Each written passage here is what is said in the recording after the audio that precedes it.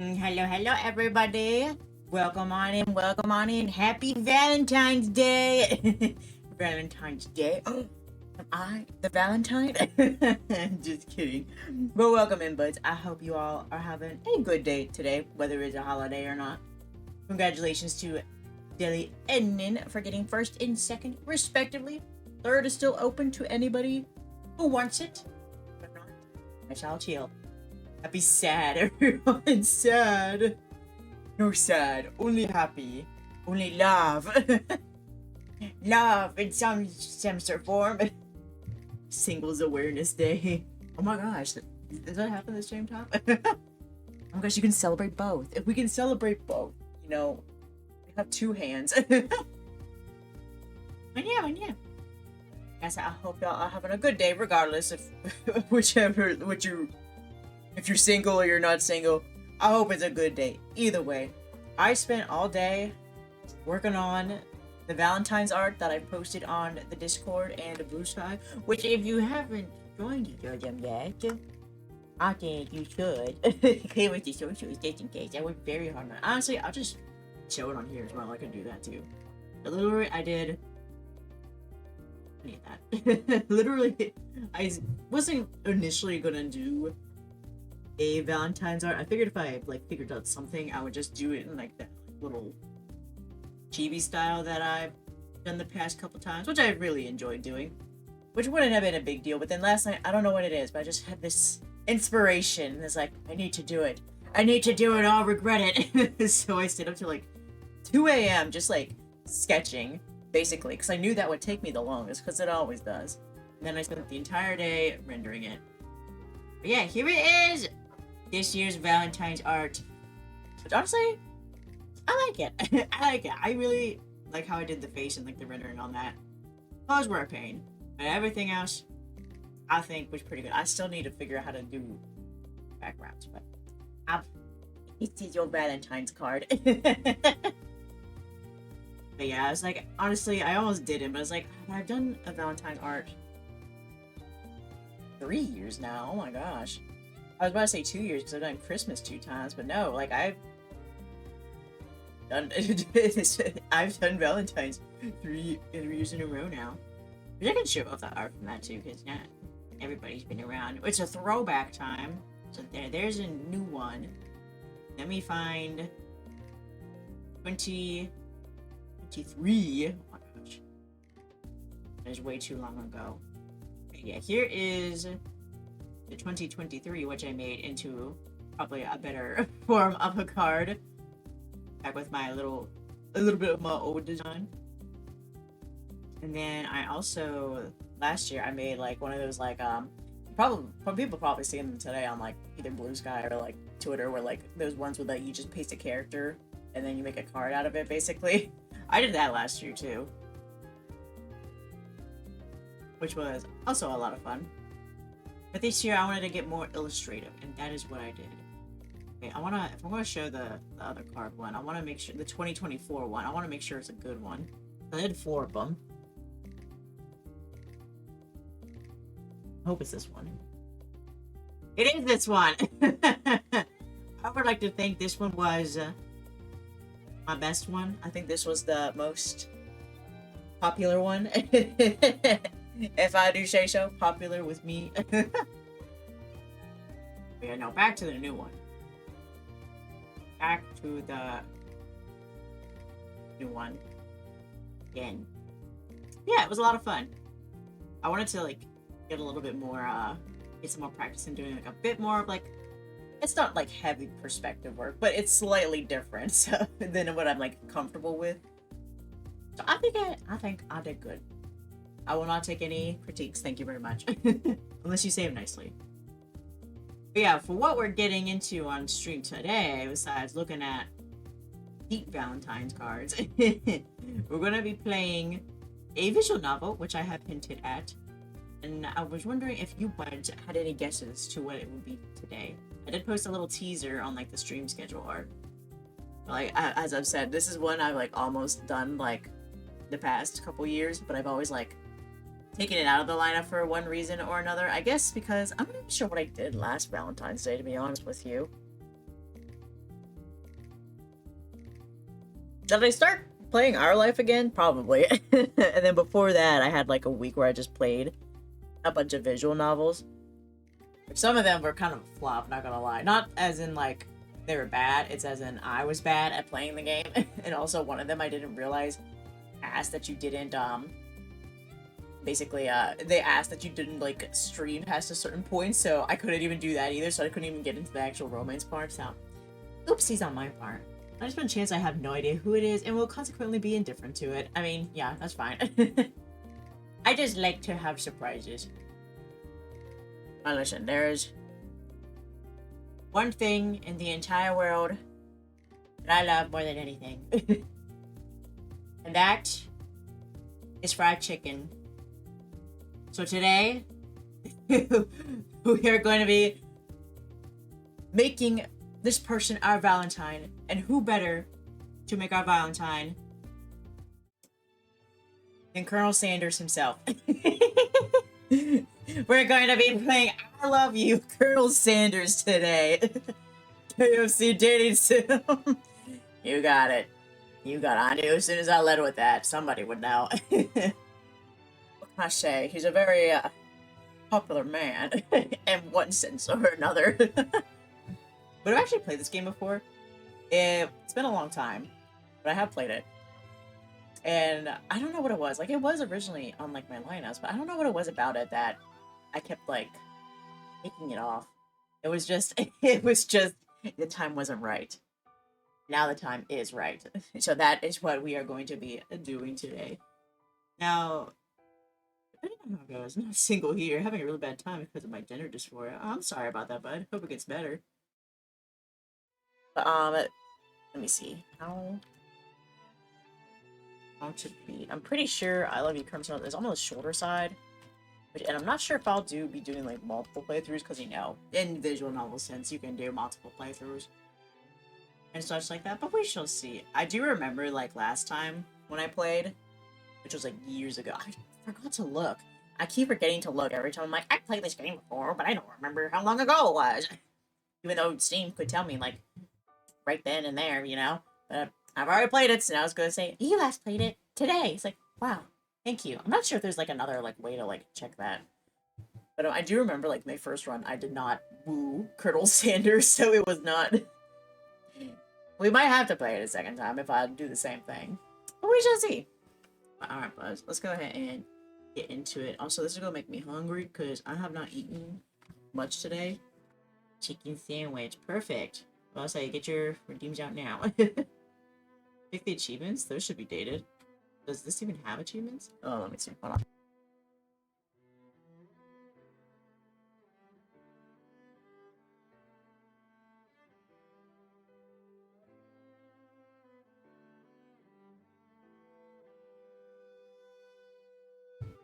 But, there is no achievements, so I can't check there. Which, honestly, what the heck? Why not? Why can't I get achievement for wooing the chicken man, you know? Dang it, I know, because that's a good... Okay, we're going to change Pompey into the chicken sandwich. Don't mind him. My only other option, and that one was also a bust. Not every game needs achievements, but like, in this situation, shit. Chicken nuggets. And chicken sandwich. KFC chicken sandwich. Okay, then we'll change this to the chicken sandwich. Why is it all the way up here? Hello? What even was I doing? What was I doing with these chickens? Big chicken sandwich. Perfect. Oh well, it was probably like...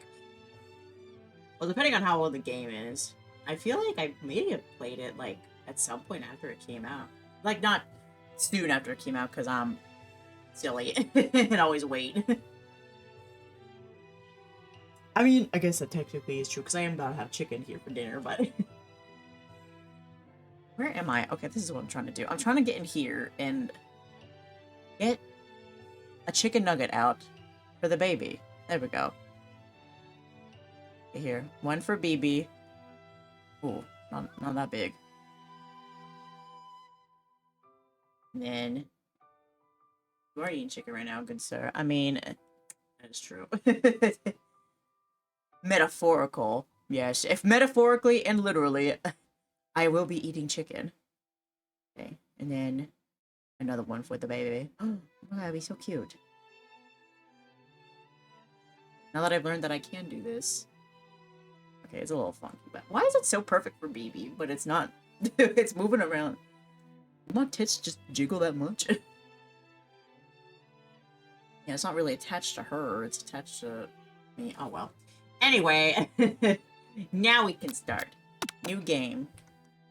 Let me know if it's too quiet or things are too loud. I feel like, hold on, I feel like the music can be louder, but like the sound effects need to be like quieter. Because I've already turned it down, but these sound effects, like, oh my gosh. If that's better. You know the bear. The bear can't handle things that are too loud. Yay! Welcome, Chef. I am Chef Dae. That's me. Oh, so hungry. Surrounded by all this chicken. Oh, BB, you're covering the text. Oh well. You sleep softly as the morning sun casts a warm glow through the window of your modest student apartment. The world is peaceful and serene. You could stay in the moment forever. Or you could wake up. Now! Your first day of culinary school is no time to sleep in. Smack that clock, up and at 'em. Lying in bed, you stare at the ceiling, thinking about everything that awaits you at the prestigious University of Cooking School, Academy for Learning. Wow, that's so... the vaguest title ever. This is a cooking school, and you learn here. Wow! Is this BTS in the poster up there? Your mind begins to wander. Who will be there? What will you cook? What should you wear? Time begins to fly by, and you find your imagination getting away from you.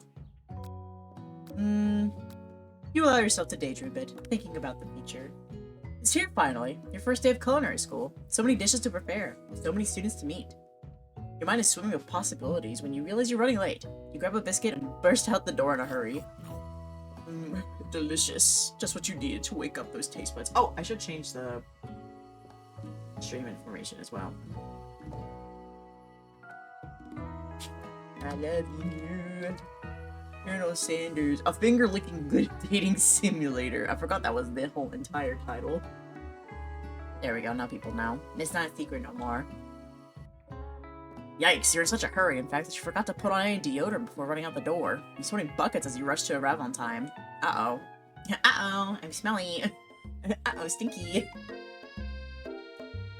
Standing in the quad, you gaze upon the magnificent University of Cooking School, Academy for Learning. Here comes your lifelong best friend forever, Miriam. She's the most adorably awkward person you've ever met, and you absolutely love her for it. Good morning, Dae. Are you excited for the first day of the rest of our lives? Actually, because I sure am. Excited? A little nervous? Okay, a lot of nerves. Yes, Colonel Sanders! Yes! The time is now right for Colonel Sanders. I will be getting that chicken boy. It's just that this morning I made breakfast for myself, but when I ate it, I couldn't taste any love in the food. What if I'm no good? What if I fail? Classic Miriam. Raised by MasterChef parents, she's always held herself to a very high standard. Ever since we were little babies playing together and you rescued me from that quicksand box. Oh my god. Finger licking good. Hell yeah. It's been clear to me that you're the most loving, caring person I know. You're going to do great. You see buckets for everyone. Yummy. But with University of Cooking School Academy for Learning's famous 3-day-only semesters, I'm afraid of being left behind and never catching up. Sweet girl. Miriam has always had a flair for the dramatic. The summer she got so nervous about her first kiss that she chipped a tooth practicing on a mannequin. That's some aggressive kissing there. She's going all in. Like full teeth out. I'm so sorry. It's just overstimulated. Resume. It reminds me of that one, like, meme that's going around. It's like, Person who has never kissed another person before. Person expecting tongue. She's definitely the person who has never kissed anyone before. Echo, congrats on 3rd, bud. Alright. Let's pep talk her. We gotta help our bestie out. Come on, bud. You got this. Remember last month when we saw that fortune teller and had our tarot cards read? The lady with the mask who gave me nightmares? I've been trying to forget.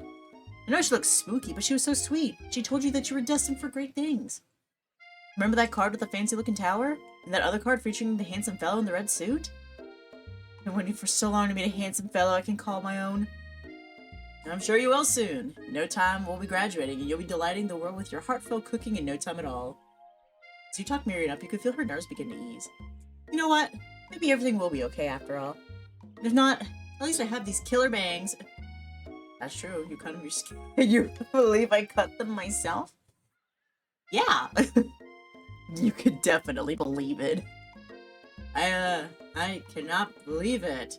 We can get another word out. You're rudely interrupted when someone smacks your books and custom engraved measuring spoons out of your hands and onto the ground. Bitch! Hey!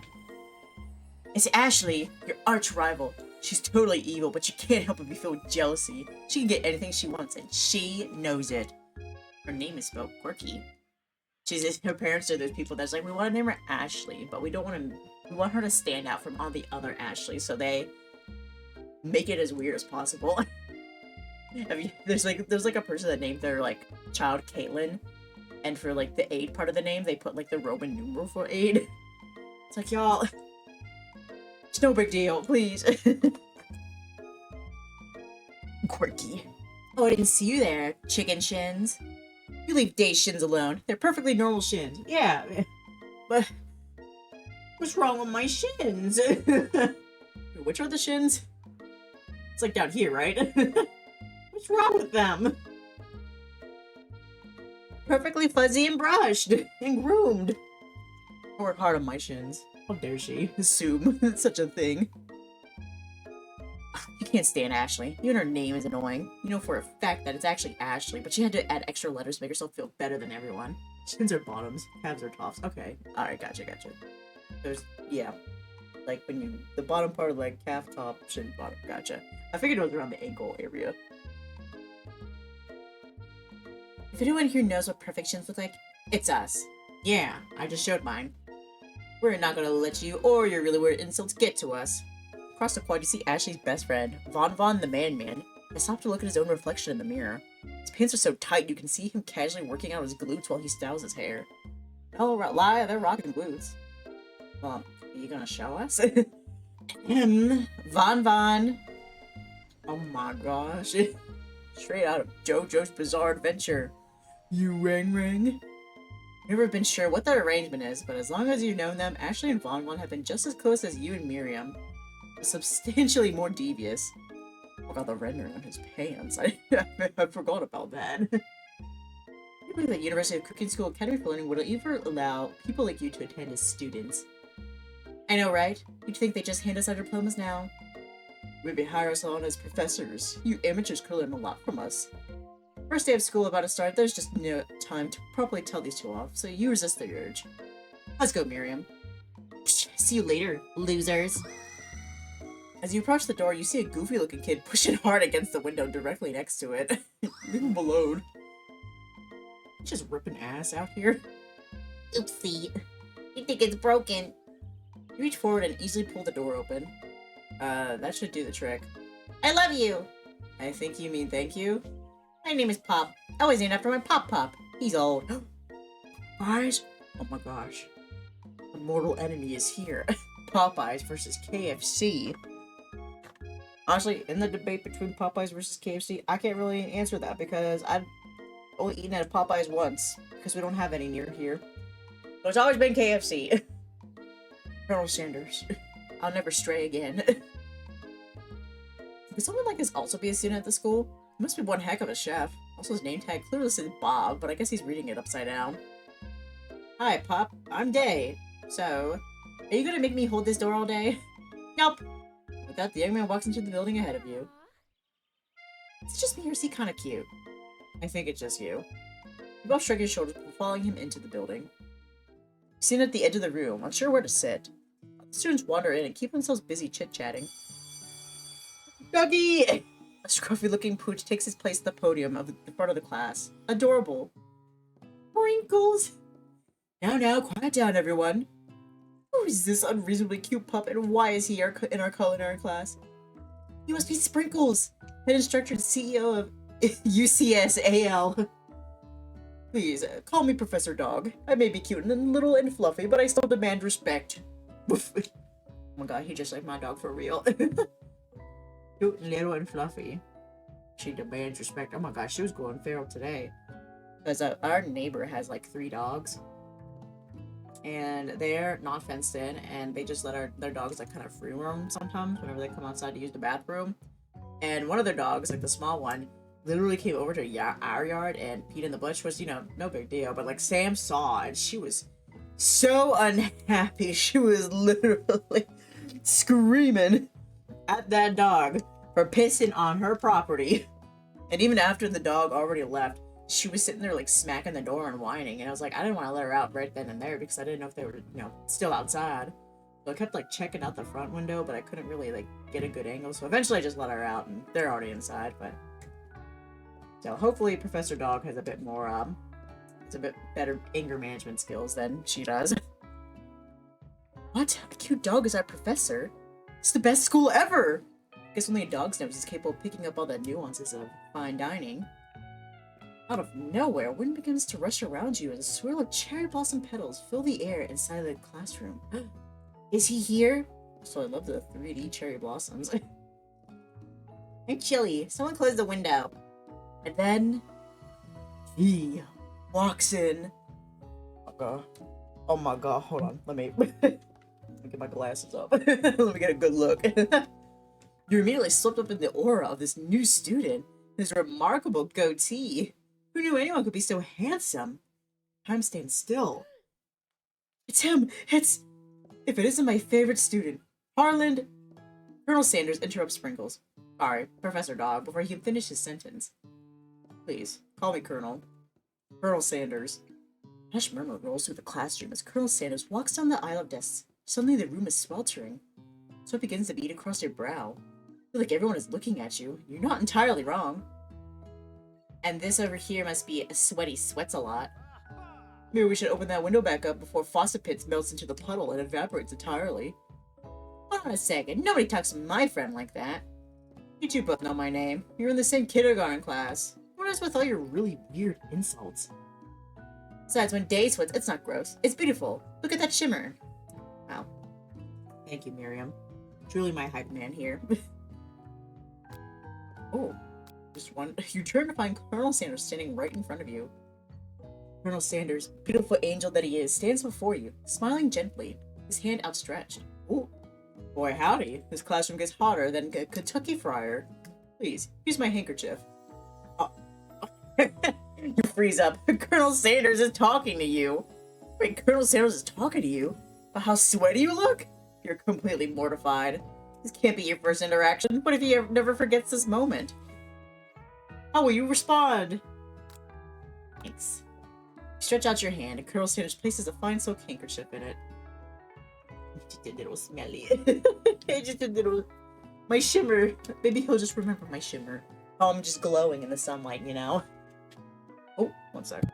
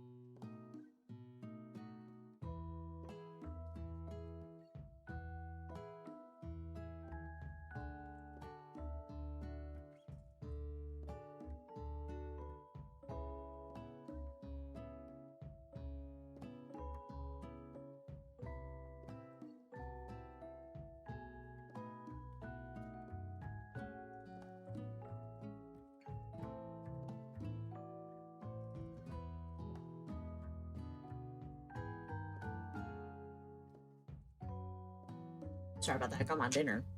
Got broccoli and some chicken with some sauce on it over rice. And some tea. Alright, it's so beautiful. You hesitate to press it to your face, but when you do, the feeling is transcendent. It has this natural scent on it. It smells of the most delicious chicken you've ever smelled. Oh my god. First, the dog steps in to settle the class down and set some ground rules. Welcome to University of Cooking School, Academy for Learning, the greatest culinary academy in the world. The birthplace of culinary legends past, present, and future. Many challenges await you. There will be tears. There will be blood. There might even be really adorable tiny food. When all is said and done, there will be a battle. You will lift your sporks and complete it in the broom cooking arena. So then another student enters the classroom and interrupts the professor's rousing speech. Hi guys, sorry I'm late. Hope everyone had a good summer. I really miss... Quiet! Late to class is bad enough, but interrupting my monologue. You're on the fast track out of here, young man. Are you sure you're even in the right place? Don't you recognize me? This is my 3rd year in this school, with you as my teacher. Everyone stares at him blankly. Does no one remember me? You're expelled if you utter one more word before I finish. Oh my god. He's so rude, but he's so adorable when he's angry. Let that be a lesson to you students that tardiness is unacceptable. Even Clank made it here on time, rolling halfway across town on his tiny wheels. You turn to see the student Sprinkles is referencing, who appears to be some sort of industrial kitchen appliance. Fast burst into laughter. Oh, Clank, you rascal. Sprinkles walks in the classroom, as everyone stands in silent obedience. When he gets to you, he lifts his nose in the air and takes a deep sniff. Stop it. Stop telling me I'm stinky. Your diet is lacking. Based on what I'm picking up here, you definitely need a multivitamin. You should be taking better care of yourself. You've never had a talking dog as a teacher before, but Sprinkle's reputation for being smart but tough is well known. You decide to try and butter him by giving him a treat from your pocket. But what kind? Ooh. Ooh. What about a chicken snack? You reach for your apron and return with a chicken snack in your hand. Sprinkle's eyes go wide as he locks onto it. His favorite! Oh my god. Yes, let's go. Well, I think there might be some competition for a new star student. The furry professor immediately devours the snack, leaving your hand slick with a coating of warm doggy drool. My teacher slobbered all over my hand. That's a sentence. You see the other students eyeing you jealously, but pay no mind to them. If they wanted to succeed in life, they should have learned the importance of carrying a range of dog treat flavors on them at all times, of course. You never know when you're gonna find a good boy or girl out there that needs a little snack. Settle down, young chefs. Take your seats and prepare to have your minds open to the amazing possibilities of culinary creation. As everyone rushes to claim their favorite seats, you are left standing at the front of the room. Only 2 options remain. Hey, Dae, there's still a seat here. Seems that no one has claimed this seat next to me if you're interested. Oh no! 2 good options, but which will you choose? I can't save? Damn. Alright, buds. What are we doing here? Are we sitting with our best friend, or... Alright! What the hell? Absolutely. Deli, thank you for the gifted 5 subs. What? Absolutely crazy, bud. Well, you didn't have to do that. Thank you so much. So appreciated. Happy Valentine's Day. You didn't have to do that, bud, but thank you very much. Also, this is like the first ever hype stream I've ever had either, so oh my gosh. Congratulations to the lucky buds that got a sub as well. Be sure to thank Deli, everybody. Thank him, give him a platonic Valentine's kiss. Or a handshake, or a hug, whichever you are comfortable with it. Oh my gosh. I'm expect to get so spoiled right off the bat, damn. But thank you again, Deli. It is very much appreciated. I know I keep saying that, but literally it's like, what else do I say? Thank you. Congratulations, buds. Alright, we have to we have to decide who are we sitting by.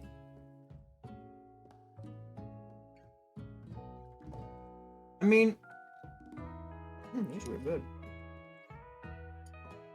We are going for Colonel Sanders. I bet you can romance multiple people than this, actually. I think you can romance Miriam and Ashley. But what I remember? I'm not entirely sure, but either way.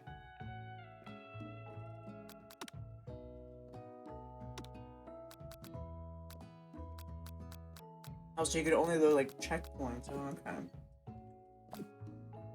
So whatever you got, that's what you got then, huh? Alright.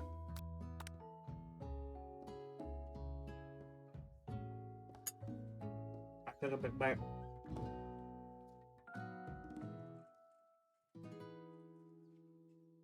Move to Take Your Seat by Colonel Sanders. He previously brought no books, pens, or pencils. However, his perfect upright posture shows off a seriousness that makes you confident in his desire to learn. Thanks for offering me the seat. I've only had 2 rules. Do all you can and do it the best you can. It's the only way you ever get that feeling of accomplishing something. That's so inspiring. A little off topic, if you ask me, but okay. As soon as you settle into your seat, the professor makes an announcement. Think fast! It's time for a pop quiz! Yay! A quiz about me! This incredibly important and surprisingly short quiz will tell me if you are ready for life at culinary school. Your knife's sharp and your focus sharper. Here comes question number 1. Yep. Oh my god. Nan, thank you so much for the 100 bits, bud. Oh my gosh. I'll stop it. Stop it right now. Thank you so much, bud. It is very much appreciated. A platonic kiss for you. Mwah. My goodness, y'all make me lose my mind here. But thank you. Yes. Crazy. If the train A is traveling to point B and train B is traveling to point A, how important is it to wash your hands before cooking? Extremely. Look at you, Pop. That's right. Horse is to tree as chicken is to... Hope you have a good stream today. I'm stuck at work, so I hope you have a good stream. Thank you, bud. I hope you have a very good day at work. And thank you very much again for gifting these budget subs. It is very much appreciated. I hope good things happen to you. That's right.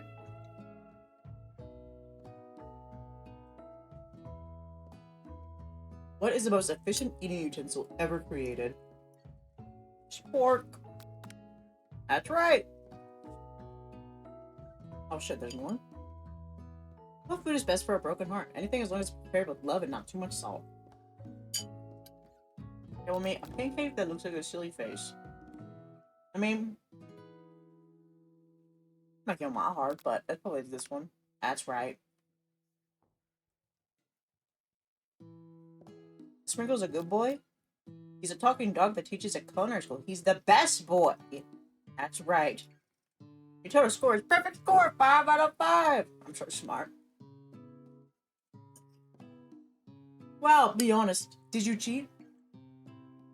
Is ice cream not on the list for the broken heart? Yeah, that's true. It's like in all of those, like, oh my god, a hype chest. Open. Frog ponder. Oh, got my chest. Thanks. Well, thank you, Budge, once again for the hype train. God damn. That was crazy. Bear's first hype train. Much appreciated. Choo choo. Destination. Colonel Sanders finger licking good love. But yeah, like in all of like the sitcoms, whenever somebody has a broken heart, doesn't like the other person offer, let's go get ice cream. Or something like that. Disappointing, but alright. They didn't say anything though, so I guess ice cream is thrown into that. Well, I'll be honest, did you cheat? Did I cheat? From common sense? You look up to see Colonel Sanders has been watching you tally your score. He's impressed. I know we just met, but I have to confess. I think you have a beautiful brain. Thank you. Puts hair behind my ear. Yeah, that's also a thing. Like, they're absolutely miserable just eating all that ice cream. It should have been a main option, but oh well. Oh, hot diggity day! You just scored some major Colonel Sanders points with that performance. May I have your attention, students? I have an important announcement to make.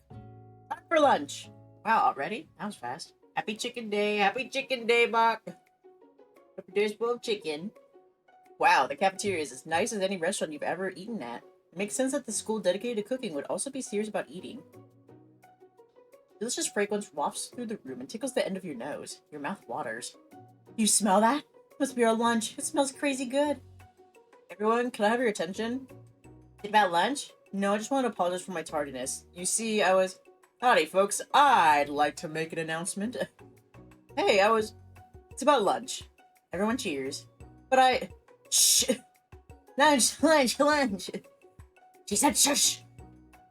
In honor of the new semester, I prepared something special to share with everyone for lunch. That must be the smell I smelled. Indeed, that smell. You hold your breath, waiting to see what food this mysterious student has created. You've heard that he's talented, but were the rumors true? One sec.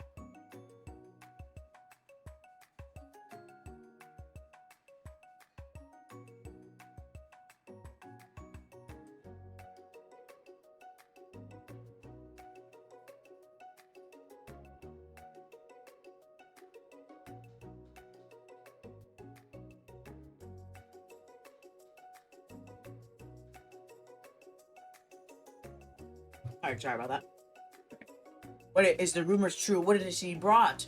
I bet it's a pie. Is this fried chicken? Oh my gosh, who would have guessed that?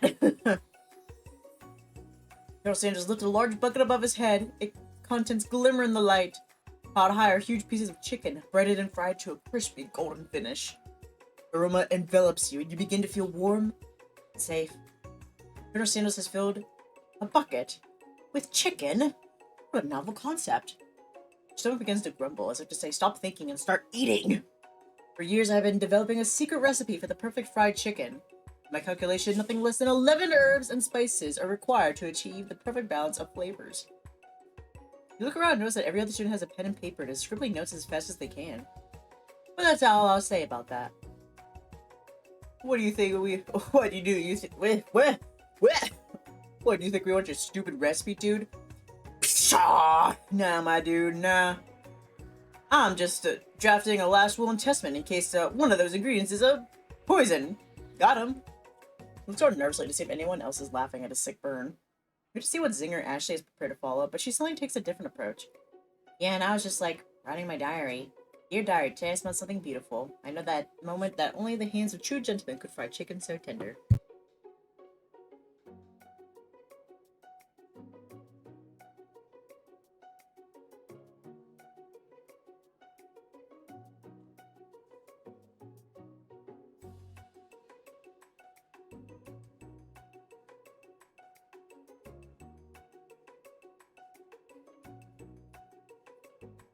Okay.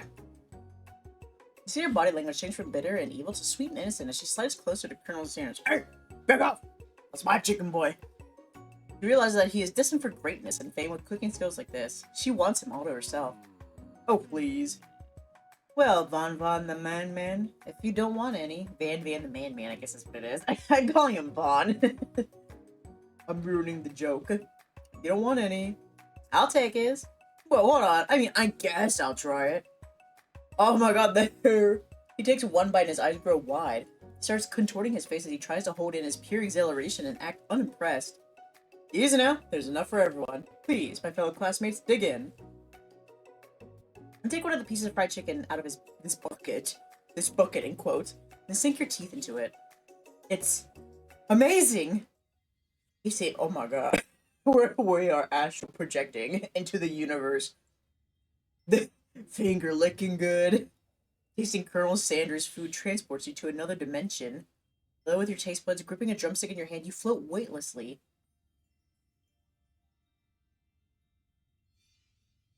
Swim toward the light. Savor the moment and everything that it tells you about Colonel Sanders' culinary heart. The flavors in your mouth are beautiful, pure, heavenly. What a guy! Along with the flavors, you feel something that could only be described as love. For a man? For a flavor? Are they the same? Probably not, but we'll pretend they are. After tasting his food, you try to get some one-on-one time with Colonel Sanders. I approach him. Colonel Sanders smiles ever so softly as you approach. He stops what he is doing and allows you to break the silence.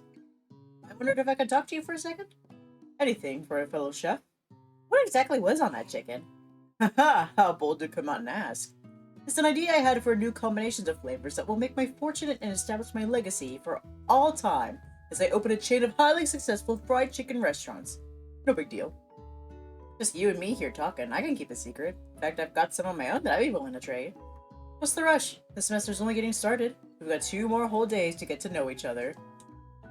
He's clearly not going to give it up easily, but it doesn't hurt to be persistent. You know what they say about secrets, Colonel? Shouldn't learn to be fun. You've got moxie. I'll give you that. I would not be this pushy about it, though. Colonel Sanders looks both ways to make sure you're truly alone, then leans in. You feel his warm breath as he whispers.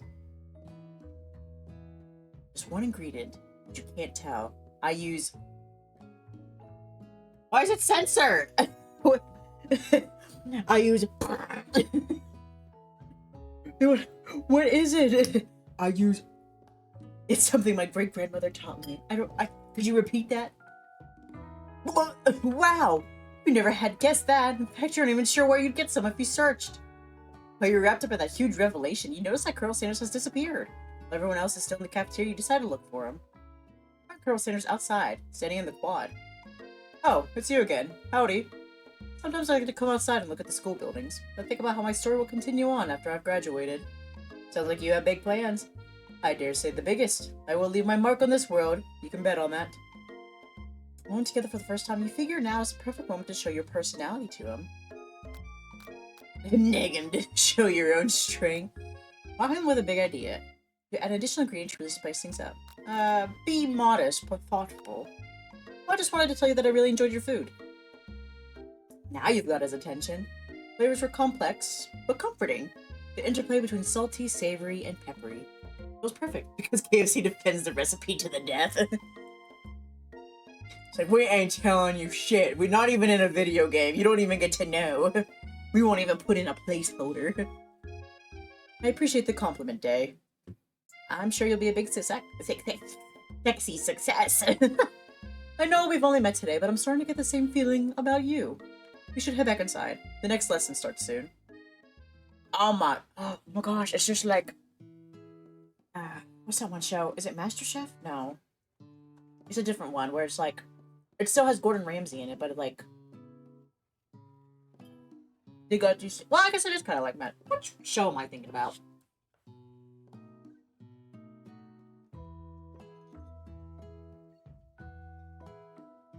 Okay, I was talking about MasterChef, but what's the one where it's just Gordon Ramsay? And he's like yelling at everybody. He's like, Hell's Kitchen? Yeah, that's it, Hell's Kitchen. I did mean MasterChef, but this does also resemble Hell's Kitchen as well. Oh my gosh, there was this one cooking show that I enjoyed, but I don't remember what it was called. It didn't have... I don't even remember the guy who was hosting it. But basically, the shtick with that one is that you had to cook, but you were given, like, these weird, like, obstacles you had to do to actually cook it. Like, there was, like, one person that had to, like, couldn't use, like, these certain utensils, so they had to, like, make do with, like, something else. And, like, another person that had to, like, I think couldn't use one of their arms, and it got strapped behind their back and stuff like that. It was a crazy one. What was that called? Cooking show with weird punishments. Like Hell's Kitchen feels like. Oh, Cutthroat Kitchen. That's the one. Who's the guy that hosts it? What's his name? I like that one. I haven't seen it on lately though. Cutthroat Kitchen. What is your name? Host. Alton Brown. Yeah. I feel like I would only see when it would, like, come on, like, in the middle of the night. And so, like, seeing, like, all those, like, weird, like, punishments they had to do, where it's, like, also kind of like, what? Maybe the show comes on at 3 a.m.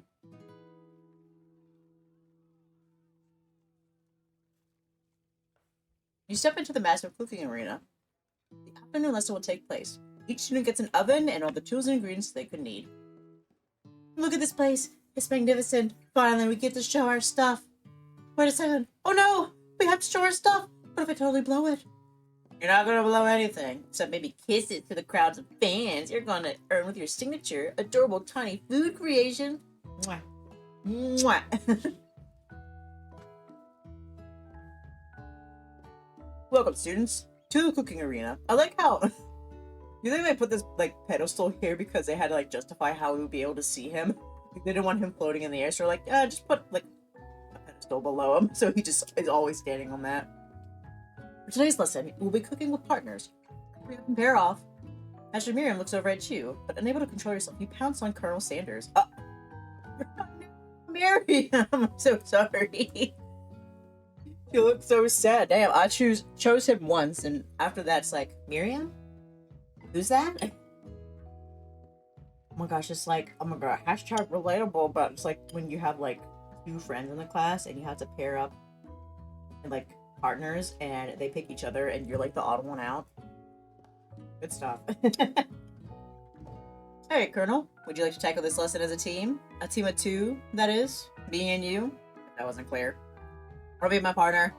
Sure, Dave. I'll prepare a station. Let's choose a partner. Miriam is left standing alone. 2 different students quickly take notice. Hello, new partner. Beep boop.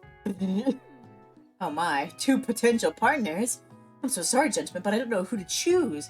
No magical flying dog, no. I mean, he can talk, but he can't fly. What the heck? Come on, Sprinkles.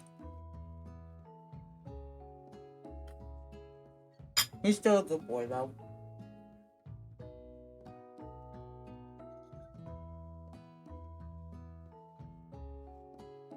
Looks like you have to pick for her. Friend duties can be a little awkward, but that's the price you pay for not being alone forever. Who do you want to ask to be Miriam's partner? Well,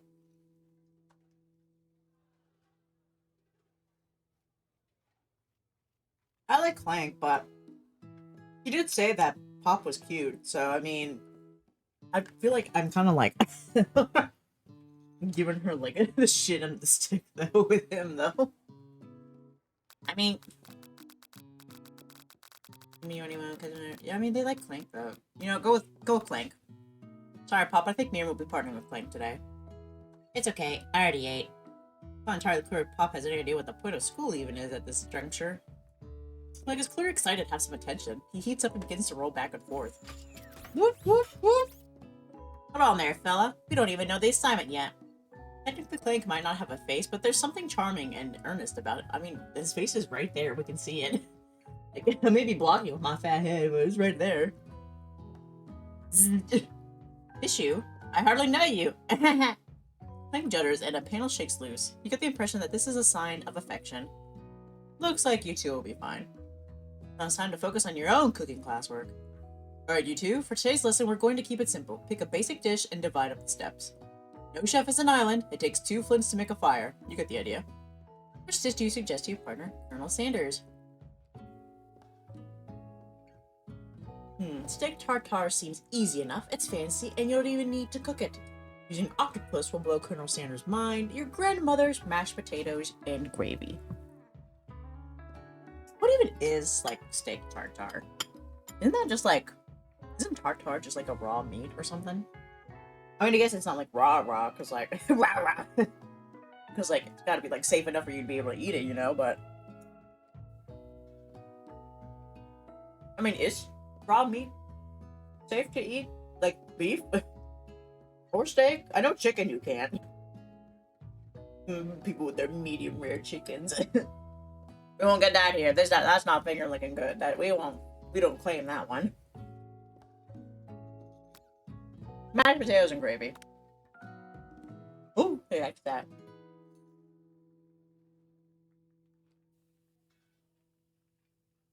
I've always been something of a down-home chef. I was thinking we could make something warm, inviting, comforting. Maybe mashed potatoes. And gravy? I couldn't imagine one without the other. Sanders cast a coy look at you, causing your whole face to go beet red. You quickly turn away. How quick I get I'll get the potatoes! It's actually in character, probably. No, please let me. Picking perfect produce is a passion of mine. Okay. Eating any kind of raw meat is always a risk. You might get sick. You might not. Oh, okay. So people just eat it just for like the funsies of the risk. I guess it also tastes good too, probably. But they're like, it might make me sick. Oh wow, yum yum yum. Delicioso. Also, growing up, whenever we would have mashed potatoes, we rarely ever actually put gravy on it. Like I know now, like mashed potatoes and gravy is like such like a common thing. Like that's like a duo. But when I was younger, it was always like mashed potatoes and corn, which I know you can put the gravy as well. But like I don't know, we just didn't have that use gravy much growing up. So then when they're like, oh, I couldn't imagine a more perfect duo, it's like, but what about the corn? Oh no, the corn is the third wheel. They got left out and had to pick another partner for the test. Looks like things are getting pretty fresh around here. Does someone have a crush on Colonel Sanders? We're just cooking partners. Mind your own business. Sanders' heart is my business, and you better keep your fingers off of my man. Bitch, you don't even know him. That's your man right there. Did someone call for me? Oh, jeez, Van. Over here crushing Dae's dreams. You're supposed to be taking care of our classwork. That was the deal, remember? Colonel Sanders returns, arms full of peeled potatoes. Oh, already, damn. He tosses them into boiling water and turns his attention to you and your old friends. Oh, howdy there, Ashley, Van. Are we working in a quartet instead of a duet now? Actually, no, it looked like Dae was struggling, so he offered to give them a hand. You know how it is. These young amateur chefs need a lot of mentoring. That's not where it was at all. Where's this metal music happening? Raw meat has its own distinct flavor and texture that makes some people content and taking the risk. Yeah, I like my meat to not move when I bite it personally. Yeah, I mean, I also do like my, like, you know, like, when I have steak, I like that to be a bit more on the bloody side. Not raw, but like, fair, medium rare. I can kind of get that. Some people just wanted to moo at them, you know? I was going to say Colonel Sanders. Maybe I could also teach you a thing or two about fancy food. Maybe one day you might be able to get up to my level. Ha! Doubt it. Don't be rude, Van. Personally, I have no doubts whatsoever about Colonel Sanders' ability to concoct creations worthy of admiration. After all, your fried chicken was quite spectacular. But Colonel, if you ask me, I might make a better partner for you than this thing that has positioned itself at your station. Oh, not a thing, I'm a bear. Don't you feel deep down that we cast complementary shadows? We fit together, like a thigh and a drumstick. It just makes sense. Nothing about this makes any sense, but one thing is clear. She's coming for Colonel if you don't watch out. She's really going at you hard. You need to ask for some backup here before things get ugly.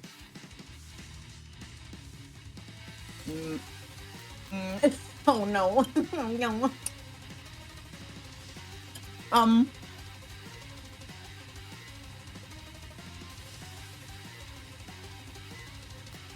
Also, hunk of honks in your time of need. I mean, Miriam has always had her back, but she's probably gonna be busy with... Carl is, like, right here, so, I mean... I don't know. Colonel. I'm here to learn and to express myself via my cuisine, not bicker with prima donnas. Partners were chosen at the beginning of class, so let's all respect the format, okay? Be sure to Colonel Sanders to confirm that you're on the same page. I chose Colonel Sanders, and Colonel Sanders chose me. Isn't that right? Oh, we're getting an ad in roughly a minute here, so we'll take a little break when that ad break's going well. Now, I'll try to finish off the rest of my dinner here so I don't have to talk with my mouth full. Till then, a businessman respects all fair agreements, from contracts to handshakes. I took on Dae as my partner for this activity, and I stand by it. Based on your team's behavior, I'd say you're perfect for each other.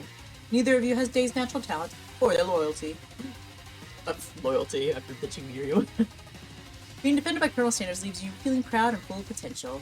You look for Sprinkles in hopes that he might step in, but he's nowhere to be found. Found those cute corgis and their short, sturdy stature. You look down at your station and realize that in the tension of the moment, your hands have been cooking on autopilot. Struck by the drama, you've already crushed the boiled potatoes into a perfectly creamy mashed texture. We're putting in butter and cream for flavor. It's as if your natural passion guided you through the steps that you know so well while your attention was elsewhere. That's right, put butter in the potatoes! I mentioned this once in a while, but I still remember the time I went to go eat at my dad's house with my brother, and he has a roommate who was also eating with us, and she made mashed potatoes, and this is also the same roommate that ran her car into the side of my dad's house. Again, she was fine. The house is fine now. But it just tasted so bland. It's like, Some people just afraid to put more butter in it, you know? Like, listen, I know butter's not the healthiest thing, but it does make things good, you know? Makes you feel happy. I know just what to do. Mr. Sanders extends his hand. He's holding a beautiful white porcelain gravy boat, out of which pours a smooth brown gravy, smothering your nearly finished potato dish. Oh my gosh! It's here! Gravy flows down the mound of mashed potatoes. The results look spectacular. Granny would be very proud. Oh my god, again. Two beautiful things just appeared before me. Colonel Sanders holds a spork out to you. You reach out and grab hold of it. He does, but he doesn't immediately let go. The two of you stand holding the same spork, and for that small moment, all the madness and pressure in this crazy world stops. Alright. We got a 3-minute ad break going on right now. So take the time to go, you know, use the restroom if you haven't yet. You know, get something to drink, eat that you haven't found, like, the right moment to do so. Now is the time. Go do it. Stop what you're doing. Go take care of yourselves. I'll see you guys in, well, 2.5 minutes now. Alright, baby.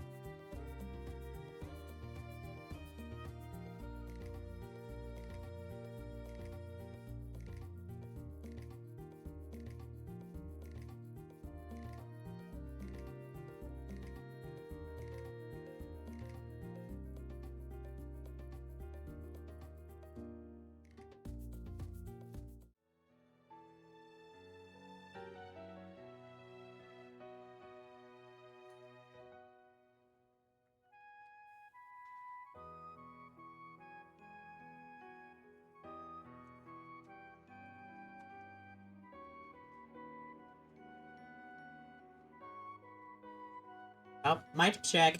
I forgot to hit that.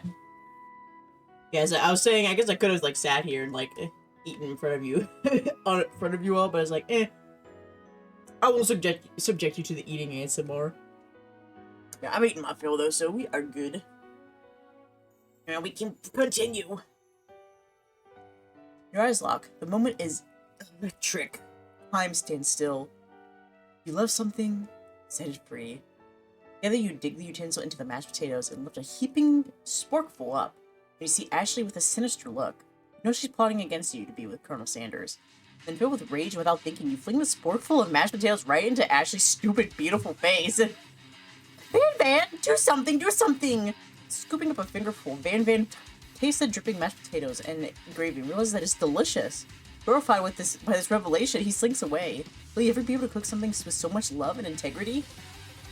Hold on right there, Dae. We do not waste food in the broom cooking arena, Colonel Sanders. I expect better from you. You throw one more spoonful, you both better be prepared to eat it from wherever it lands. Can I have potato face? Aaron rushes back over, a covered dish in his hand. Mashed potatoes and gravy? Pathetic! In just a few minutes, I prepared a full meal. Gaze upon my specialty, braised tentacle of octopus in my silky saltwater sauce, plated on a battle axe blade forged by my supreme chef ancestors. You've ignored me for too long. That ends now. It is I who will have the first bite, and you will all look on with envy. And the Jordan student rushes at Van and swipes a bite of his signature dish right off his plate. No, don't! Something about this dish doesn't strike my nose quite right. I think the octopus was rushed. It may have turned into the process. The results could be toxic. Too late. It's been eaten. I think I left something in the oven. I don't feel so good. It killed him! It just got this blanket over him. Everyone step back! Don't take another bite! When you look back at the plate, the rest of it is gone. You notice the tip of the tentacle being slurped up in Pop's mouth. Pop winces in pain for just a moment, then is almost immediately back to his oblivious self. Oopsie. It's like poison. The entire class has gathered to watch Pop's final moments. Shock has frozen the whole crowd. They are as motionless as statues. Oh, well, there's a bell. Who cares? The class bell rings, disrupting the moment and snapping everyone back to reality. It would appear that Pop's enthusiasm for trying new things, despite always danger, has inoculated him against poisons of all kinds.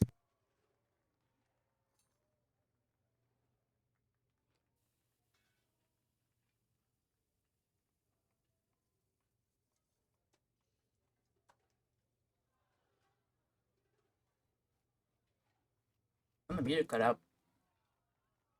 I'm not sure the professors here make enough money. Hello? I just turned into a ghost over here! Seeing that you're shaken up by that really annoying student and all his nonsense, Colonel Sanders approaches you. Sorry you had to go through that. Please, let me walk you home. What? Like, for real? Oh, come on. Well, Colonel Sanders out of the room. It's must say, me. Not you, me. The night the school building has taken on another vibe entirely. It's dark and more than a little spooky. Colonel Sanders stands in the quad's neon glow and speaks softly. Those mashed potatoes you made in class today. Before you go on, I want you to know they're not a great representation of my skills. I didn't even realize I was making them. We're amazing. Tasting them reminded me why I became so passionate about food to begin with. Really? Colonel Sanders is getting choked up. Cooking is obviously important to him in a way that you find inspiring. Now might be the perfect time to tell him you're developing feelings for him. Okay, is it? Colonel Sanders? Yes, Dae? There's something I need to tell you. Hold it right there! There's something I need to tell you first. Oh, jeez. You see, when I was just a boy, I had a dream that one day I would be the greatest chef in the world has ever seen. Oh, I clicked on myself. And every day since, I have been working toward that dream. Day and night, never stopping, never resting. Also lifting a lot of weights. Like, so many weights. We should follow our dreams with all our hearts, that our souls may grant them like wishes floating on a shooting star. Hey, no, you... Shut up! I'm the one here to say inspirational stuff and be the star of the story! Are we forgetting that your cooking literally killed a guy? You can't prove that! I also saw you kill that guy. What was his name? Somewhere in the distance you hear a long, sad sigh. Forget him! We're talking about me! Me! I'm the hero! The Spark Monster is here to fight a hero! Okay. I think I left the fridge door open. Later, nerds! How dare you threaten me just as I was letting down my guard and connecting with another chef on an emotional level? Be afraid, be very afraid of me, because I'm a monster! See? Is he rhyming on purpose, or is that just a coincidence? Before you can discuss syntax any further, it's a turn-based fight sequence! What will you do? Attack! You decide to go on the attack. Which attack will you use? Cook with love. Cook with love does 1 damage. It just got real. That's 1 damage. Attack really upset Spork Monster. Spork Monster goes on the attack. They spit hot gravy at you. You take 1 damage. Defend. You decide to defend. Which defense will you use? Trepidation.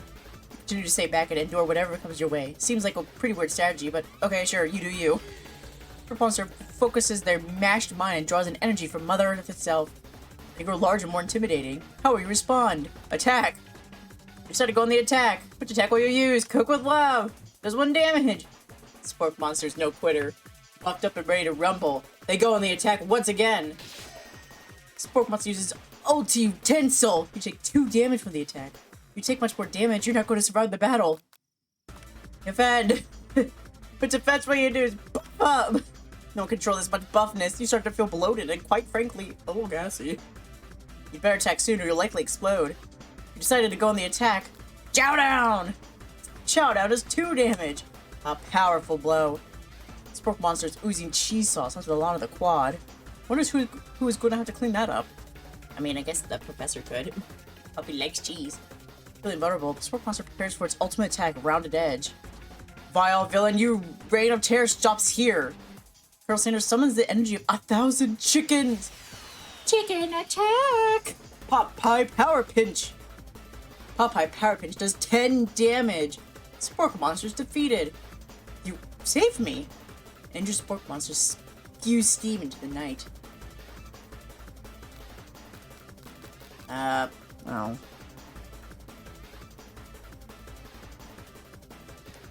I mean, finish him. Don't you ever walk in the quantum sphere again. This monster messed with the wrong chef. Ready your final attack. You'll never survive my student death load destruction! Oh my gosh, it's a critical hit. 1 shot, 1 kill. It does 10 damage. Spork Monster is completely vaporized. Colonel Sanders looks on in awe. You continue to surprise me, Dae. The defeated monster left behind a special item. It appears to be, at first to be a cookbook, but upon closer inspection, it's so much more. Ooh, spooky. The Book of Magic Spells with a golden chicken on the cover. You open the cover and find a library card tucked inside. Last name to have signed it is Borko. Borko? That name sounds strangely familiar. Your blood is pumping as you stand in the quiet of the night, holding the mysterious book in your hands. As you come down from your battle buzz, you realize that your final attack has left you completely depleted. The world around you begins to fade away. Without any energy to keep your eyes open, darkness overtakes you. Good night. Oh, good morning. The image of Colonel Sanders flashes before your eyes as you fall asleep. Imagine he just left us there. And the quad's like, oh, shit, I don't know. See you tomorrow in class. He must have helped you get home. In your tired state, you don't know if you could have made it without him. What a guy. You want to thank him, but you don't have the strength to utter a single word. You feel your covers being pulled up over you as you are tucked in tightly. Ah, good night, my colonel. You dream you're together with Colonel Sanders. For some reason, Sprinkles is also there, instructing your love. Dreams are weird. There he goes! Oh my gosh! There they all go. What a nice dream. I like that. You wake on day 2 and attempt to process the wild visions you had. Were they memories? Or premonitions? Then there was that secret ingredient that Colonel Sanders went ahead and told you outright. Not much of a secret, huh? I mean, you begged him, pretty much. Probably just because he already trusts you so much. There's 11 spices, though. You got 1. Sure, that makes sense. We'll go with that. Me when I'm delusional about my love life. You meet up with your bestie in front of the school. Before you could tell her about the encounter with the Spork Monster, she launches into a story of her own.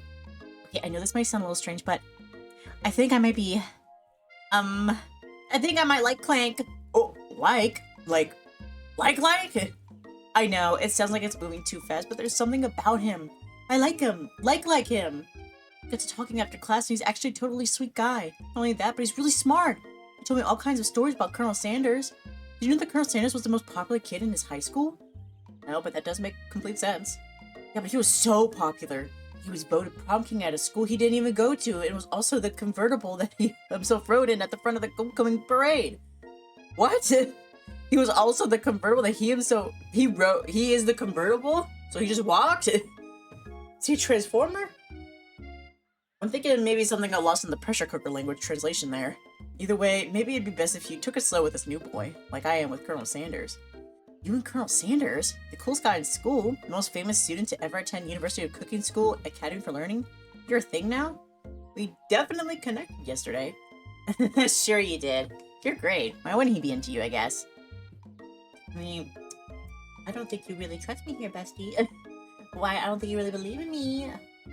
My quest for love and fried chicken. I think that the implication that you and Colonel Sanders might be a thing is definitely not cool. You are great.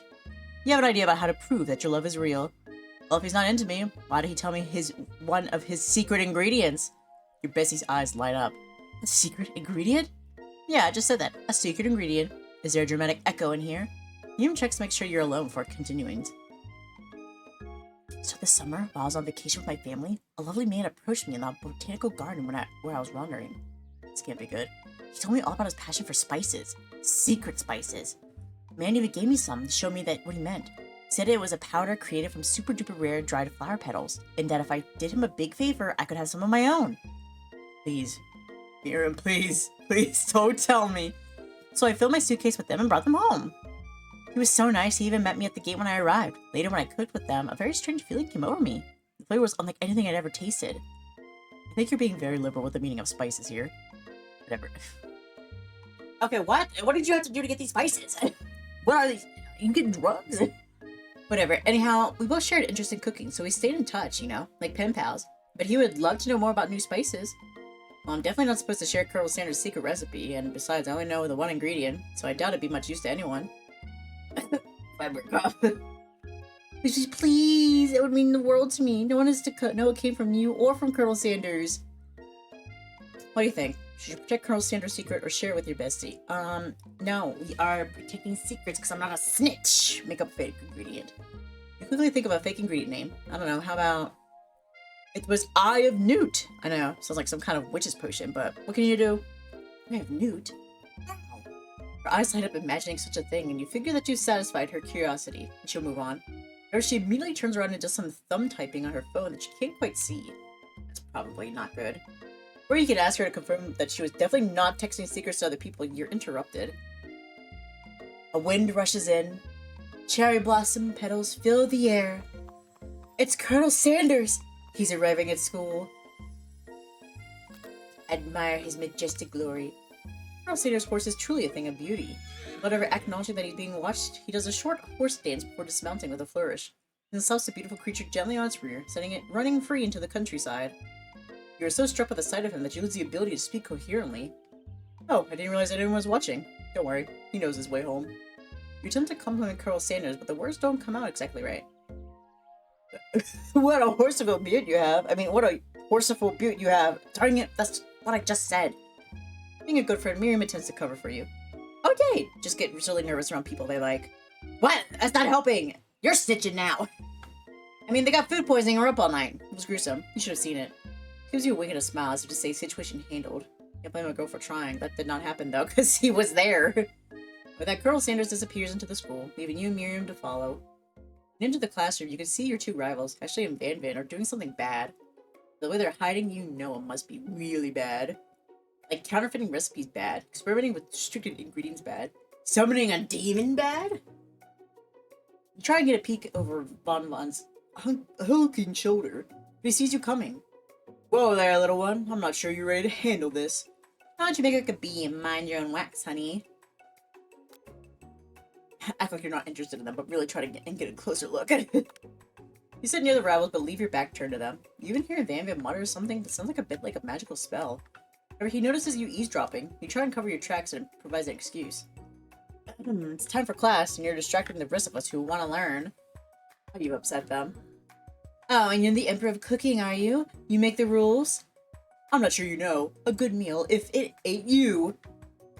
Being the best chef in the world takes more than just culinary skills. It takes creativity. It takes pancake. That's what that says, yes. It doesn't hurt to use a little evil. I get a look at what it was they were hiding. You instantly recognize it.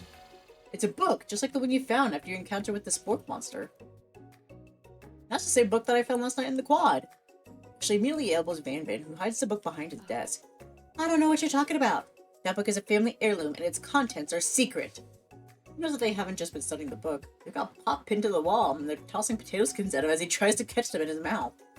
We're playing! Hee hee. Before you can dig in any further, you're interrupted by the arrival of more students. It's almost time for class. Beep beep. They must be running late. In such a hurry that he rolls right over Van Van's meaty foot. Hey, watch you bucket of bolts. You watch how you talk to him. You didn't do anything. Who do you think you're talking to? I've never heard such language, not even from a stand mixer. Womp womp. Womp womp. Get over it. No, your mother was a stand mixer. Van Van jumps to attack Clink, but Clink shocks Van Van, sending him flying across the room. Protect me, Colonel Sanders. These crazy men are about to come to blows. I think it must be over me. I'm not interested in either of them. Ashley's tone has completely changed in an instant. She bats her eyelashes at Colonel Sanders. Surely he must know that this is a ruse, right? Gentlemen, get a hold of yourselves. Save it for the arena, at least. Or don't. Honestly, what do I care? I've got lofty career aspirations to focus on. Maybe I can help you with your business plan. Then Sprinkles arrives to signal the true start of the class day. He's panting, which doesn't seem that abnormal. He's a professor, but he's also a dog. Students, please take your seats. I apologize for my late arrival. I spent the morning chasing a car all around town, but my tiny legs are very, very tired. Well, it's a good thing you have that nice pedestal to sit on, then. But I'm here now, and I hope you're ready to learn. Also, that also reminds me. I used to take a class. It was like a health and wellness class. And the teacher of the class had a service dog of sorts. I think it was just for like an emotional support dog, yeah. That she like trained. And you know, at the beginning of class, she like introduced her and said she's going to be going around the class and she'll, you know, interact with everybody. You can pet her and blah, blah, blah. Stuff like that. And I was like really excited. And everybody, I think everybody was kind of excited. I was like, oh my gosh, we're going to get to pet a dog during class. That's going to be great. Proceeds. For the rest of the semester, every time class starts, she picks up the dog and puts her up on like this, like, these boxes that were in the room where she would, you know, sit or lay down. And that was it. And it's like, oh, never mind then. I mean, we still got to interact with her a little bit, but I was kind of bummed about that. It's like, why go through all that? Why dangle this puppy in her face and then be like, no, she's going to sit over here with me. It's like, okay. Purpose for dog belly. He loves it. After he catches his breath, Sprinkles regains control of the classroom. Without further ado, we'll review the global history of my favorite fowl, the chicken. You want to pay attention to the lesson. Truly you do. Which is why in 1776, at the signing of the Declaration of Independence, it was Chicken who first signed their name. But you can't help but daydream about Colonel Sanders, and you miss most of the important parts. When you come to, Sprinkles is holding a tray of food in front of you. Well, Dae? Naturally, this appears to you to be a sample platter. Which item do you want to sample? Water. Grab the glass of water and gulp it down. It's cool and crisp, like the purest snow melted by the mountain spring. Hey, that was mine! It was from my favorite toilet. You owe me $6. Oh. And you've got excellent taste. You think to yourself, geez, I should pay better attention. We'll make mistakes. I'm sure he'll forgive you someday. Oh, it's time for lunch. Where anyone can relax, the cafeteria lights dim. And new rivals enter to make a dramatic announcement. Today's lunch will be prepared. Be a timed competitive cook-off. The level of theatrics of these two is off the charts. Alright, you're on. Bit of lunchtime competition, eh? Count me in. If I have to wipe the tables with you fools before I set my lunch down on it, so be it. I'm not the fool, you're the fool, fool. Good one, Van Van. I like your gumption, Dae. Thank you. I'll be watching your performance. As things reach a boiling point, Sprinkles steps in. Surely he'll put a stop to this madness.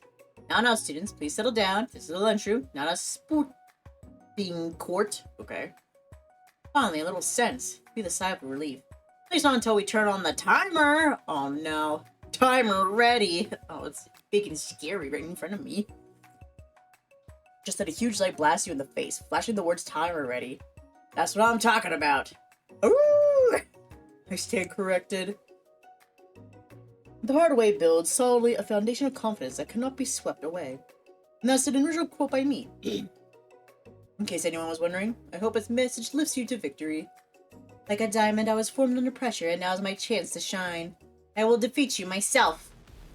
You had his chicken, and you made mashed potatoes and gravy on day 1, and you're feeling like you can really impress him again here. Time to boil some water for the potatoes. Think fast, time runs down, you'll be forced to pick randomly. What temperature do you want to boil that? This one? That's wrong! What were you thinking, Dae? Get your head in the game. We need to see the chicken before you can cook it. You don't know Colonel Stone's recipe exactly, but you have an idea. 11! That's right! You might not know all the ingredients yet, but at least you're headed in the right direction. Tail wagging intensifies. Oh my god. Once you've got some basic steps going, it's time to elevate your craft. What state of mind offers the most flavor?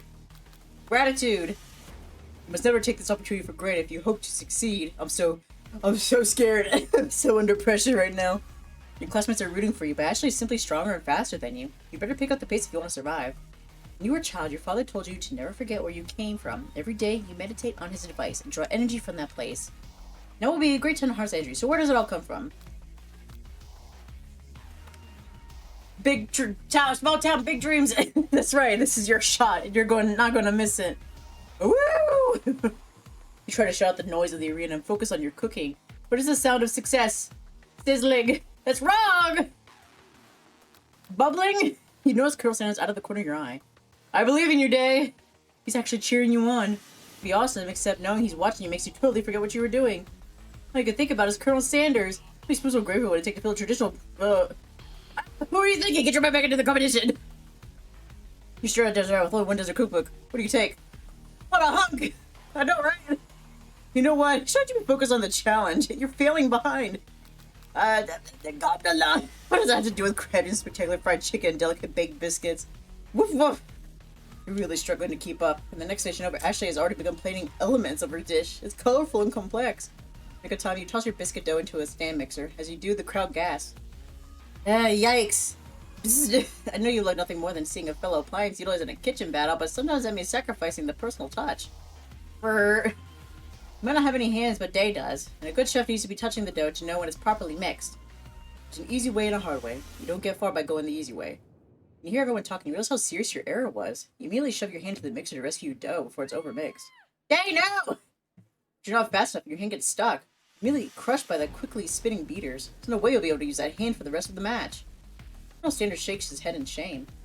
What you often find is that the easy way can turn out much, much more difficult. Everyone, stop what you're doing right now. The battle is over. It can't be. I was so close to finishing my dish. Sweetheart, look at your hand. You simply can't go on. Aw, that's too bad. Here I am with my completed dish, ready to serve. Surely that's what makes me the winner by default. No, it wouldn't be fair to compare the two, on account of Dae's injury. You see Sprinkles begin to lick his doggy chops as he locks onto the dish. But I suppose you should at least tell us what you prepared. But because I'm the sweetest, I skip straight to dessert. Under this white chocolate dome, you'll find a wide array of delights, taking you on a journey of flavor that tastes good and tells a story of excellence. I was going to ask Dae to do the honor, but since you're injured, I'm afraid that pouring this cream of delicate hot chocolate sauce might be too difficult. Colonel Sanders, if you wouldn't mind lending me your strong, steady hand. Colonel Sanders pours the hot chocolate sauce on top of the dome, causing it to melt away, revealing the ingredients hidden within. It's tiny food! Inside, you'll find a delicate fried cheese croquette top of a slice of honeycomb, ice cream 2 ways, tender nougat, and pearls of blueberry jelly, I guess. Colonel Sanders seems intrigued, but perhaps not impressed as he dips his finger in the chocolate sauce. Simplicity isn't your strong suit, is it, Ashley? Oh, you, hee. As he places a sauce-covered finger on his lips, Ashley leans over and whispers something into his ear. A dab of sauce sticks to his mustache. Internalize the rage. The rage burns so intensely within your eyes that they might burst into flames. It's because your eyebrows catch fire and turn to ash, and they fall off your face, which people will have a hard time understanding your emotions for the rest of the semester. Perhaps forever. Embarrassed and ashamed by your poor performance, not to mention your crispy fried brow, you run for the quad to be alone. Damn, that was embarrassing. I don't know if you could actually, like, eat that, though. Just started going gaga with the guy. Which I would never. My love for competition will go too high for that. No time for romance. The beautiful weather feels like an insult. It's not of you. A storm rages. It's Colonel Sanders. He's probably here to tell you that he and Ashley are in love and he decided to get married. He won't even ask you to cater his wedding because you're a table chef and an awful person.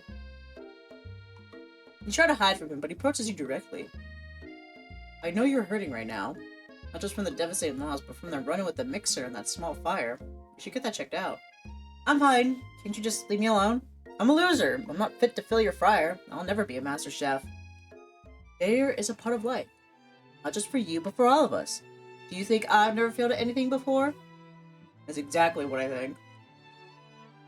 Well, then think again. I wasn't always the man you see before you. Enrolled in culinary school, incredibly handsome, successful, motivated. Well, handsome, sure. I was born that way. But I've walked other paths and arrived at dead ends. I was passionate about life, but I failed as an obstetrician. I was passionate about justice, but I failed as a lawyer. I was passionate about livestock, but he even failed as a mule handler. One was especially humiliating. Mules could be so cruel. I lost my business partner to a gunfight. I didn't know. People see my delicate ribbon tie and my well-kept beard and assume that I've got it all together. Which is true now, but it hasn't always been. It's like this guy could really use a hug. I resolved then that I was going to amount to something. No amount of hours, labor, or money would deter me from giving the best I had to give. As Colonel Sanders changes focus, you can see something ignite inside of him. A burning passion. One has to remember that every failure can be a stepping stone to something better. My new dream is pure. It's honest. It's something that a humble man in a crisp white suit can be proud of. And a red apron. I will create a new chain of chicken restaurants that will bring joy to the entire world and make up for my past misdeeds. Yay! As your moment grows intimate, you're interrupted by a threatening, shadowy appearance. Battle scarred from the night before, you prepare for the worst. It's the Spork Monster! Gorko, the Spork Monster is here to fight a hero! Is anyone else feeling a bit of deja vu? I'm sorry, Gorko, but I could have sworn we already battled you last night. That was Borko, my twin, and I, Gorko, am here to avenge them. Are you stronger than Borko? Well, we're twins, so no, not really. We're pretty much exactly equal in every way. Why do you ask? Excuse me. Colonel Sarah smirks. He's already on the same page as you. Just that we beat Borko pretty easily, so I don't think you have much of a chance. Not to mention, I feel really guilty about that. If I could take it back, I would. I think what Dae is saying is, can't we just be friends? Life's too short for making enemies. I suppose. You really don't need to fight? Instead I've got these pointy teeth and claws. All the better for enjoying tasty foods. Surely you like to eat, don't we all? Of course I do. Inspiration strikes and you come with a quick idea. Jump on this! You toss a biscuit into Gorgo's open mouth and he devours it in one gulp. Delicious! You're much nicer than the evil students who once upon a time turned me into this creature who stands here today. I don't believe it. You were human once? Well, no, I was a chihuahua. But I was still a student at this school. So one day some mean kids with a magic spellbook cast a dark enchantment on me, and I was forever transformed. A magic spellbook? Precisely. Orko used to have a copy, but somewhere along the way I've lost it. If you find such a book, I beg of you, respect it. You're a powerful chef, and shouldn't rely on such dark and evil magic. No, you should be protecting the innocent from those who would cheat them through sorcery and gully. You need me, don't fear. I will be there. It's like there are some bad cooks in the kitchen of life. Dae, together I am sure we can defeat them. Come back to my hideaway and we can discuss a personal invite. I can imagine what Colonel Sanders' home must be like, but it sounds like you're about to find out. I was like, oh my gosh, that picture in the background. He's a little old baby. And already coming out with the facial hair, but not on his head. That's where it all went. Take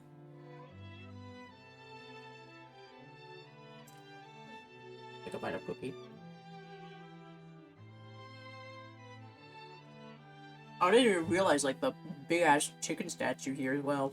Or, probably not big-ass, it's just on a shelf, it seems like, but still.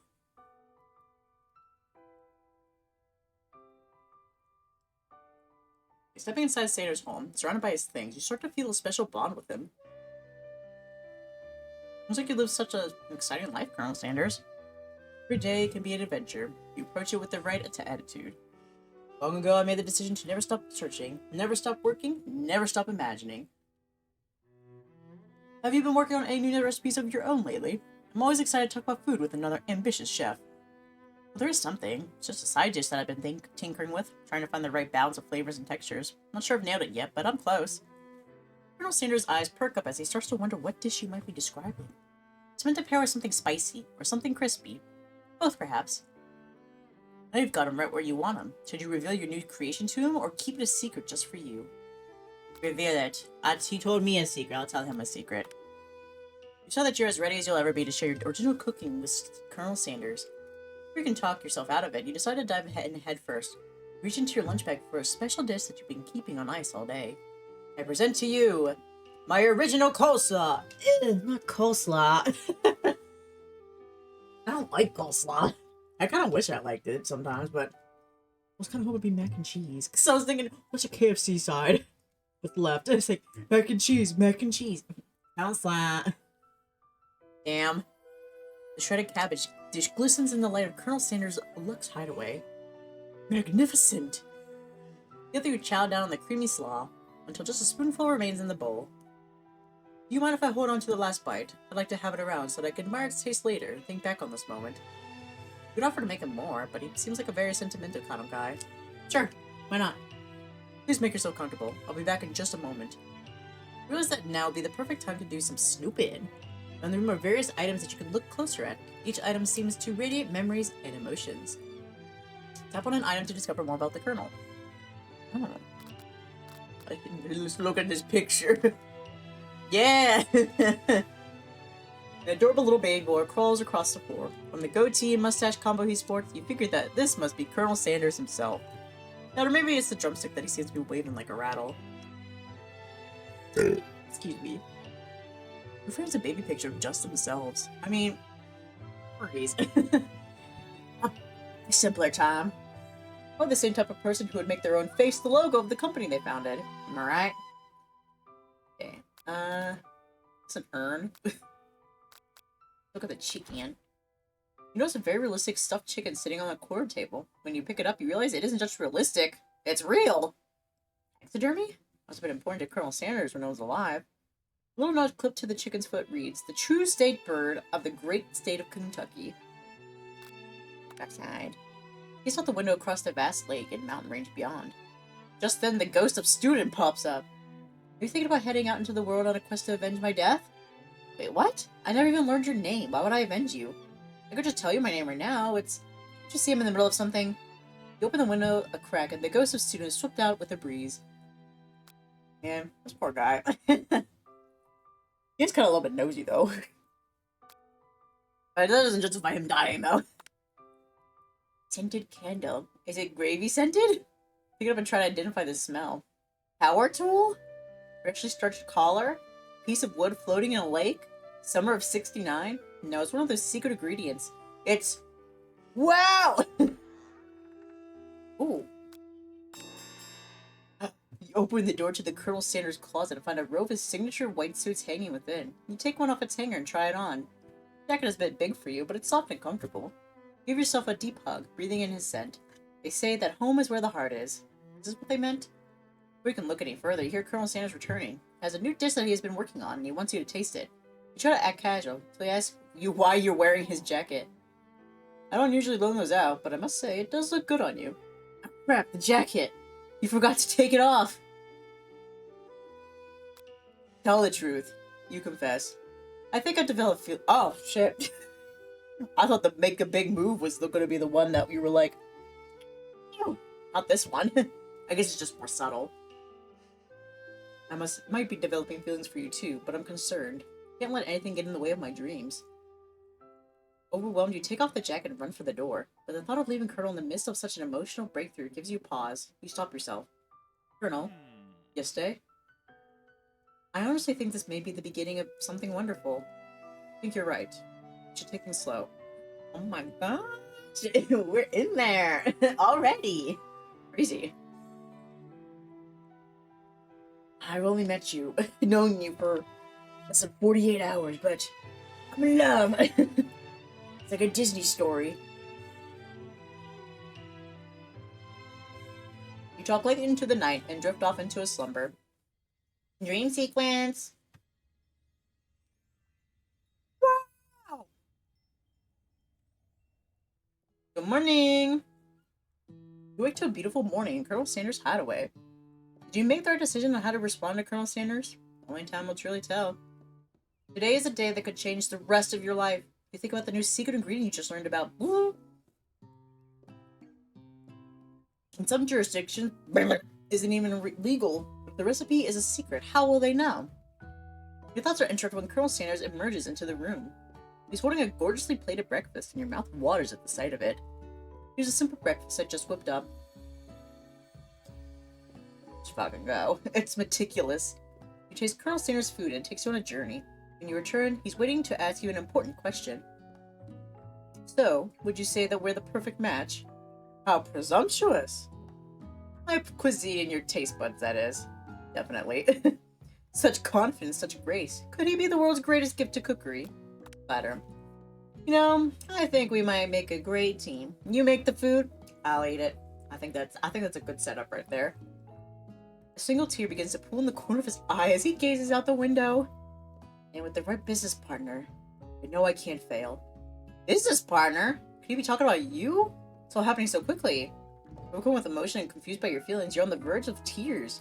Unable to speak, the only answer you can find is to run out the door and get home. This is so dramatic. You didn't even really say anything.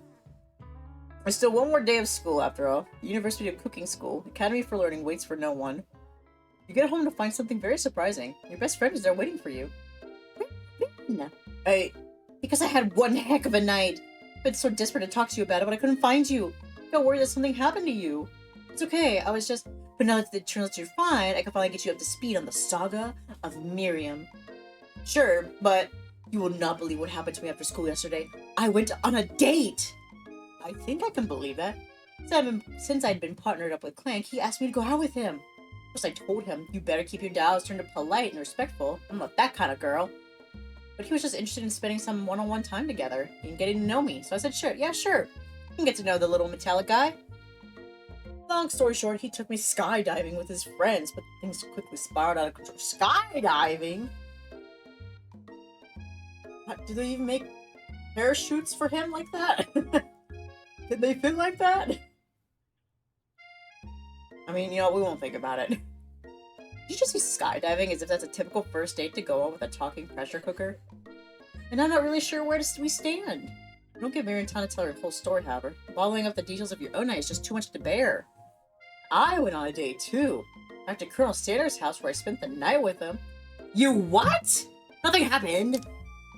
Yet. But the emotional connection. Wowzers.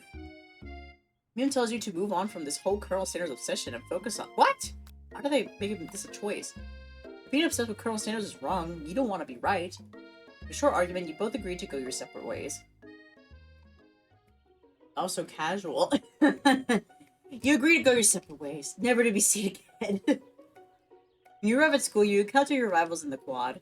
You can tell from a distance that they're picking on Pop, though he himself might not quite grasp that fact. Because, you know, he's Pop. What's a swirly? Sounds delicious. Oh, great. I'll order you up one right away. I'll my swirly with sprinkles, please. Sprinkles is a dog and a treat. You can get your swirly dip, too. Why don't you pick up someone your own size? Because I'm literally the biggest person at this school. There's a horse that Colonel Sanders rides to school, but who would dare pick on such a gentle and beautiful creature? You got some nerve, Dae, suggesting I pick on a defenseless horse. Now you're twisting my words, and I won't have it. Clench your fist, but the injury from yesterday's mixer accident makes you wince with pain. Doesn't look like you can go on cooking like that. Might as well just give up. I'll never give up. Ever. Colonel Sanders arrives just as it appears that things are close to boiling over. A naturally intuitive person, he senses that something has been going on. Is everyone excited for the final day of school? Dae, how's that hand heat feeling? I'm sure it'll be back in fighting form by this afternoon. Aren't you concerned about my hands, Colonel? Yesterday I almost broke a nail winning so hard. Technically, I don't believe a winner was decided, but your presentation was quite impressive. Complimenting her! Jealousy. Bubbling. What about the flavor of my delicate, warm, gooey chocolate sauce? It was clear that you're passionate about how your food is received. A lot of words to say. It was bland. Excuse me, Dae. I'm more than capable enough to speak for myself. Maybe you could tell me more about your thoughts as we walk into class, Colonel? I'm always interested in discussing the fine art of fine foods. See you inside, Dae. Right after we became a thing? Damn. Red flag. Oh, hey, thanks for the bonk. Don't bonk me in my time of loneliness, says Colonel Sanders. Preemptive bonk? What's that supposed to mean? I haven't done nothing yet. Annoyed by Colonel Sanders' inability to see Ashley for who you know she really is, you walk across the quad to get some distance. In an attempt to distract yourself from how slighted you feel by that interaction with Ashley, you take out the spellbook you recovered from yesterday and start flipping through the pages. Whoa! That's that book? Looks like bad news. It's just something I found lying around. It would appear to be some sort of grimoire, but I don't really believe in that magic stuff. Exactly. Yeah, you haven't done anything yet. Listen, I'm a good bear. I am good, I am wholesome, I am say-so. I do not uncontrollably thirst over old men that can make fried chicken. I'm just perfect. What can I say? A grimoire? Like a book of spells? I don't know. Who would spend so much time decorating a magic book if it weren't really powerful? I can think of one surefire way to find out. No, don't do it. They said exactly do not do that. You open to a page covered with arcane warnings. Cast only in case of an extreme emergency. It says around the edges of the page. Use a spell here that says it will erase anyone I choose from all of my memories. If I could scrub out Colonel Sanders, it would probably help me focus better on the upcoming final exam. Oh my gosh! It is so way back and forth. I love him. I love Colonel Sanders. We're together now. He walked to class with another girl. I'm going to delete him from his existence in this universe. Like, damn. Aren't you tired? Whiplash. That is way drastic. Couldn't you do something else? Like, anything else? Not root in dark magic? Maybe tie a string around your finger? Okay, fine. It is drastic. But desperate times call for desperate measures. You've got a memory erasing spell sitting right in front of you, and a pretty good excuse to try it out. Now, that's the forbidden spell. Don't do it. Take your friend's advice and put the book away. It's almost time for class. Abrupt cutoff. Will you do it? Will you forget about this boy you've only known for 2 days and fall in love with? Sprinkles is already in the room, waiting for the students to arrive. What's this guy in the background, by the way? Like in that picture up above like the corkboard. Is he actually somebody, or is that just like a random man that just got his image off Google? It's like, let's just put him here. Important figure. He clears his voice to make a quick announcement. I want you all to know I feel something of a dog moment coming on, but I assure you it's nothing to be afraid of. His cute little nose scrunches up and he begins to breathe quickly. Dogs can be rather unpredictable, especially Sprinkles. Wait to see what happens. Sprinkles stops in his tracks. He focuses on the window. The room is deadly silent. Is there an animal outside? When you follow his gaze, you see a tiny orange squirrel perched on the cherry tree outside. Sprinkles turns feral and runs to the window of the classroom. He begins barking uncontrollably at the squirrel outside. Yep, that's exactly like my dog. She'll do the same thing. Terrence! I told you never to come back here, Terrence! I will destroy you, Terrence! Sprinkles is barking ferociously, drool flying off of his face. The squirrel looks over, but he doesn't say anything back. Wonder, not even a talking squirrel? Who named him Terrence? You better not show your chubby cheeks around here ever again! After Sprinkles is satisfied with his presence as not been felt by not only Terrence, but any other squirrel in a hearing distance, he returns to his professional tone. I apologize for the outburst. This actually brings up an important point. Thank you, Dae, for reminding me to dole out this indispensable bit of wisdom. You see... But before he can go any further, Miriam's love drama spills over into the class. What? Sprinkles is unfurled by words and sparks coming from the back of the room. I told you to save it for after class. You think I wanted to be thrown off a... You think I wanted to be thrown from a plane? Strapped to a stranger? You and Clank appear to be arguing, but you still haven't learned to speak Clank's language of mechanical noises. But no, you had to show off to your cool friends, Jeff and Joan, J and J, forever. Watch us form a triangle mid-air as we descend. Triangles are the strongest shape, don't you know? Yeah, well, that doesn't make it a great date. Then take Jeff and Joan with you. You can all hold hands as you pedal down the mountain or off a cliff for all I care. Beep. Clank begins to shudder. Steam pours out of the gaps in his panels, and then a loud ding stops him in his tracks. Beep. No amount of seasoning is going to make me want to eat that, Clank. What is that? Clank burps out a completely deep-fried sneaker. Oh, I see it now. Considering that he himself has wheels, not feet, it's not entirely clear where it came from. There's a deep-fried footwear, I guess it looks okay. Clank slowly rolls out of the room to be alone with his shoe. Everyone tries to pretend like they didn't see that entire thing go down. Nothing like a loud public breakup to catch his pal over the final day of school. Well, that was unfortunate. But we mustn't be distracted from what lies ahead. The final competition showdown challenge exam, TM. I'm still working on the title, but I think you get it. Test time approaches. See you all in the arena.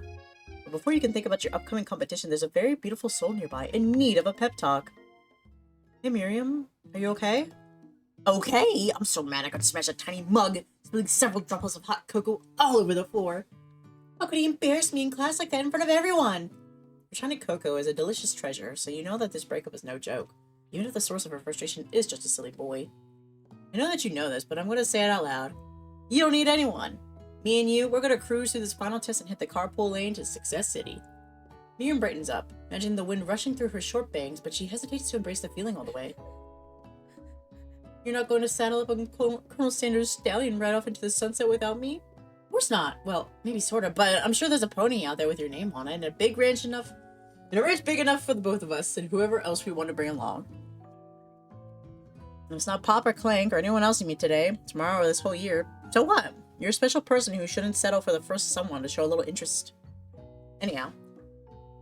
Miriam gives you a big hug and wipes the tears from her cheeks. I should really review my menu for today. I'm gonna make a very special soup. And I bet that Professor Dog is gonna love it up. Oh, you're pep talking Miriam, you completely missed lunch. That's okay, because you had a better idea of how to spend the time before your exam. You decided to head to the arena early to practice a dish.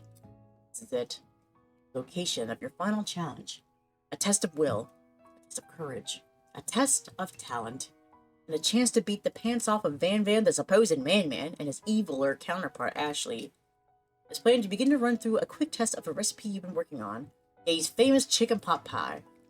After practicing for months, making this dish comes second nature to you, and you're able to quickly get a fresh pot pie in the oven. But as soon as you do... Oh. Well, hello there. What brings you here? I see you're not saddled up to Ashley at the moment. Why is there like a clear piece of plastic on my desk? What is that? Oh my gosh, microplastic! Yummy! I didn't eat it. Yummy microplastics. Your session is interrupted by Colonel Sanders. Hey, what are you doing here? There's still time before the final exam. I'll just take it all in. I'm big into visualizing success. I'm looking at my station and picturing victory. Pot pie's begun to bake, and the smell is slowly filling the space around you. I'm so full of microplastics. Yum. Delicioso. Oh, I know what it was. I think it was like a sprinkle from like the cookie I'm eating off of because there's icing on it. Or I don't know if it's actually a sprinkle. It could still be microplastics. Either way, I'm eating it. Yummy. Visualizing, huh? That's too bad. I was hoping you were here cooking something delicious. You'd usually happily share your food with anyone who is hungry, but the last time you let Colonel Sanders get in your head, it cost you a cook-off. Decided that it's time to put your cooking above your romantic desires. That decision gets hard to stick to when... No timer goes off behind you. Practice dish. Okay, you got me. Doing a little bit more than visualizing. I know, my nose can smell a pot pie from 400 yards. Oh, that's oddly specific distance, but you'd expect nothing less from such an oddly specific man. You knew it was a pot pie just from the smell? Not just a pot pie, but a chicken pot pie with an all butter crust. Is there such a thing as, like, I guess so. I don't know, I've always kind of figured a pot pie was a chicken pot pie either way. I mean, I guess they do have, like, you know, vegetarian version, so they wouldn't have chicken in it, but I don't know. Anyway, my nose is telling me something else. Oh no, is it burning? No, I can smell that it was made with a heaping helping of TLC. But it'll probably start burning any second if you don't pull it out. Now, moment of truth. Oh, the gasp. That's like the one voice line that we've heard. Besides the farting. It's the best pot pie I've ever tasted. I've always loved country cooking. I could eat this all day. There's no time left. The final showdown is about to begin. Sprinkles lays down the ground rules. No rules! That is, except to cook with everything you've got. You sip up for the cook-off of a lifetime. Wow, KC pot pie. It's fine.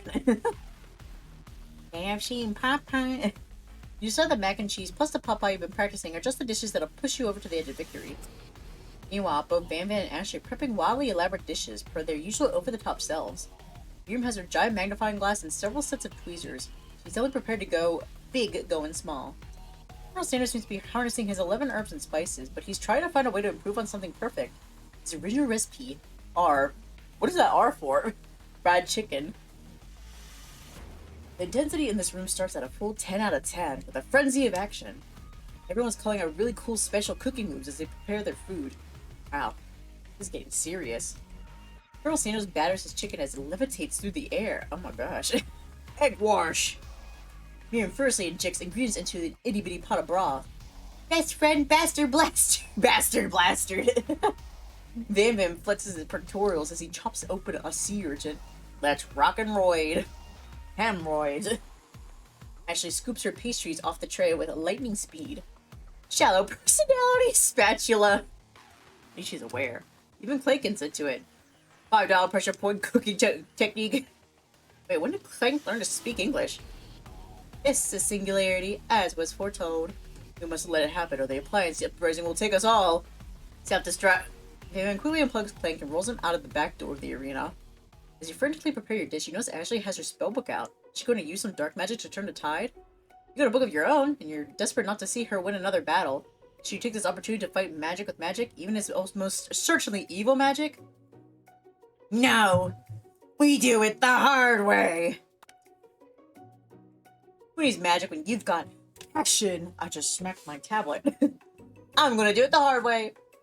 Colonel Sanders sees that you've chosen to win on your own terms, and he gives you a subtle wink from across the room. I believe in you, Dae. Oh my god, thank you. Maybe I'll forgive you. Miriam noticed too. I've always believed in you, Dae, since we were little kids, because I'm your best friend forever! Trevor knows that Miriam is at your station, cheering for you. Miriam, what about your dish? If you're here cheering, who is cooking? Tiny food, short cook time. I'm actually already done, so I thought I'd help you. Oh, that's sweet, but Miriam tosses a handful of spices directly into your boiling noodle. Why would you do that? It's a secret ingredient. However, she doesn't know that you lied and the ingredient was made up. And where in the world did she get the Eye of Newt from? Boiling pot explodes, sending Miriam flying backwards. The watery noodles begin to swirl in the air, bubbling up into a dark cloud that thickens and congeals before your very eyes. It is I, Steve, the spork monster. Steve? What happened to Gorko? You're not here to battle me, are you? We spork monsters are many. I think Gorko had the day off, but you have conjured Steve, and I hate to battle, so I'd say you're doing pretty alright. Oh hey, you're in the middle of a cooking competition. I love this stuff, it's better than TV. You crazy kids and your culinary skills really impressed me. Mind if I hang out? I'm sorry, Steve, but I'm kind of in the middle of something. Do you mind? Steve the spork monster notices that you've got a grimoire stashed beneath your cooking station. I see what you're up to. Just crossed some magical items and accidentally summoned me, huh? Yeah, you guessed it, sorta. If you're here, would you mind tossing some fresh noodles into a pot of salted water?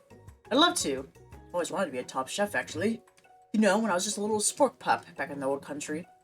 You feel Spork Monster winding up to tell a very long and involved story. You don't know exactly where they came from, but it seems like it was probably lonely there. Actually, you know what? Maybe you should just watch from the stands. I really need to focus on this competition. It's no time for lore. We're cooking mac and cheese. I understand. It's kind of like that time in monster school that I had fallen asleep during scare tactics class when I woke up. Just a serious stare at Steve, and he takes the hint. Never mind. I'll tell you later. Good luck. Having suffered this huge setback, you don't know how you could ever win. Alright, let's give up.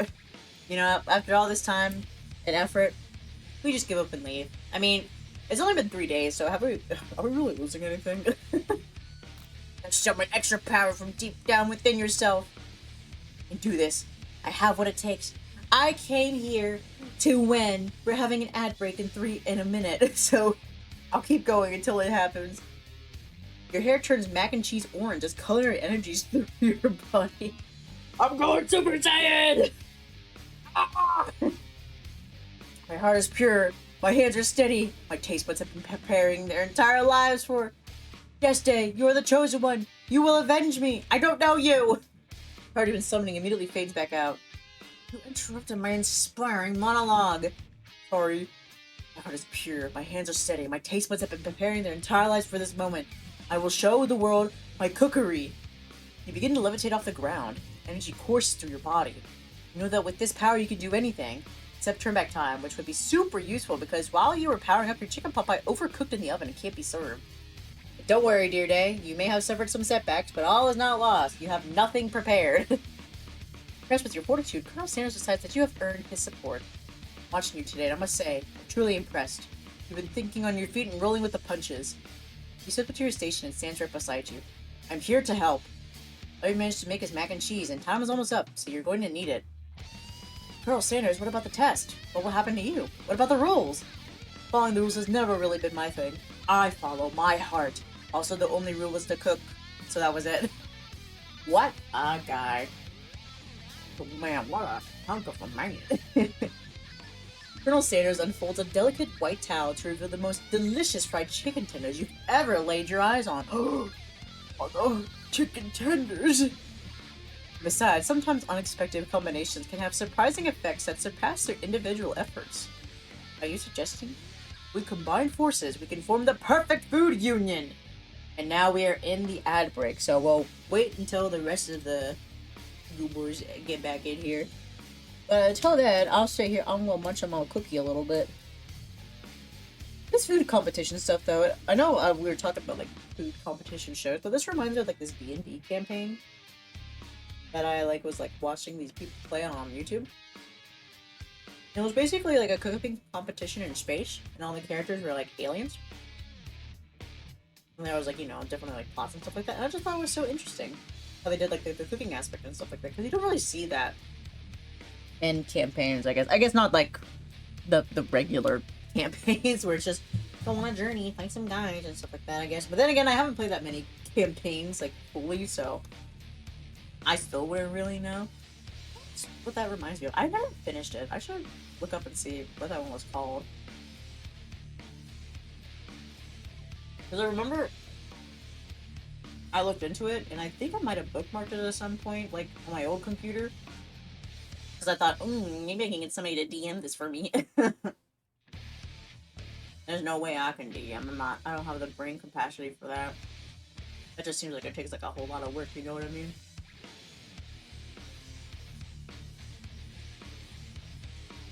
Also, this music, again, pretty intense.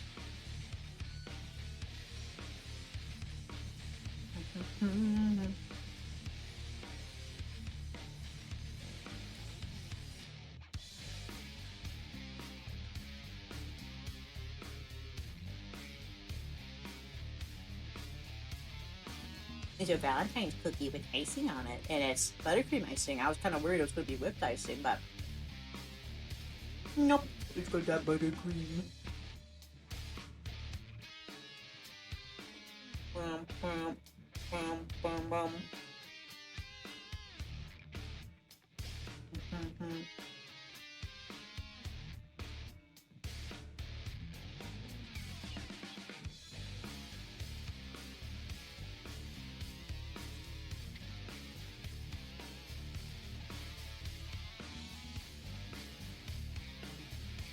So I got 30 seconds to swallow up all the rest of this cookie and then take a drink.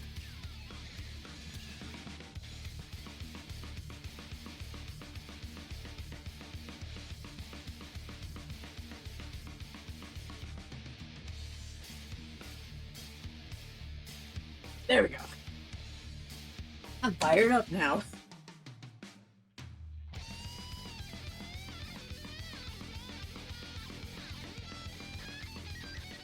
As I take another sip.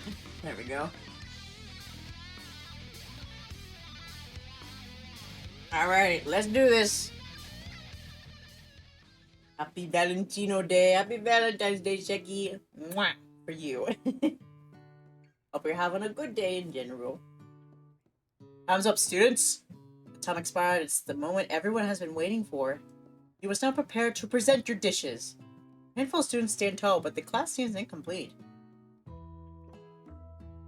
Trying to get chicken for life? Yeah. I'm marrying Colonel Sanders himself. Seems we're missing some students. Pop? Blank? From off screen you hear a pure and innocent giggle that can only come from one student. My day was okay. Wow, I saw Captain America and took his shield. You took his shield? Oh my gosh. Why didn't you just ask him to be your Valentine instead? He could have given it to you. Like, Mr. Captain America, the sun's beating down on me. Could I use it? Happy Valentine's Day! Yes, happy Valentine's Day. It's the day of love. Not just romantical, but also budical. I love you, buds. I ain't never gonna stop loving you, buds. Sure, I threw it in your Discord. Oh, thanks. Let me see. Oh, it's a hat. What is that first picture? You using it as a plate? Love Valentine's Day on my own. Woo! I mean, it's also Singles Awareness Day, so it's a day for everybody. I'm flying. Sounds like it's coming from that broom closet over there. Miriam, would you mind? I turn it into a popcorn bucket. Ooh. Yummy. That's a movie. Inside the closet, you see Pop, hanging on a broom hook by the elastic of his underpants. Pop, get down from there right now. Let me guess, did Van have something to do with this? When someone asks for a wedgie, who am I to refuse? I thought a wedgie was a salad. Looks like Pop is eliminated from the challenge, seeing how he didn't cook anything. Can't feel my legs. May I be excused? Oh my gosh, his booty hole must be like so numb from that. Couldn't even imagine. Sure.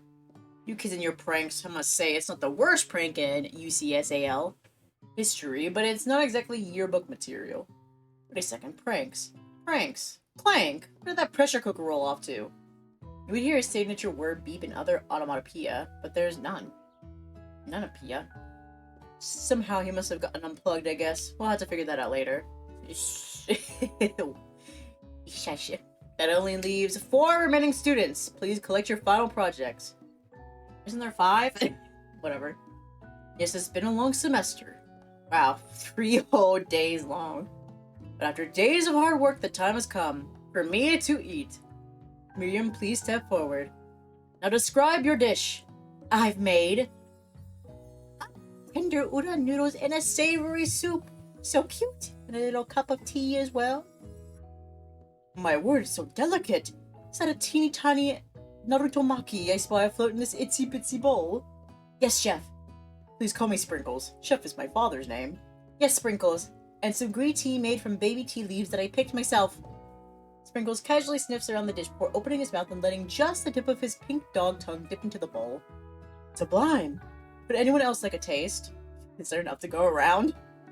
Oh, come on, I'm not the one of those dogs who doesn't floss. I even have a really cute electric toothbrush for dogs. Fine, I'll enjoy it all by myself. In a flash, the entire meal has been devoured. Not that it took much. It was less than a thimble's worth of soup. A+. Rarely do I taste a dish with as much love poured into it as yours. Miriam is overjoyed. She gives you a huge hug. Good job, girl. Thank you, Dae, for helping me to believe in myself. Van, you're up. Now describe your dish. I made uni over smooth egg custard in an axe-hewn urchin shell topped with caviar.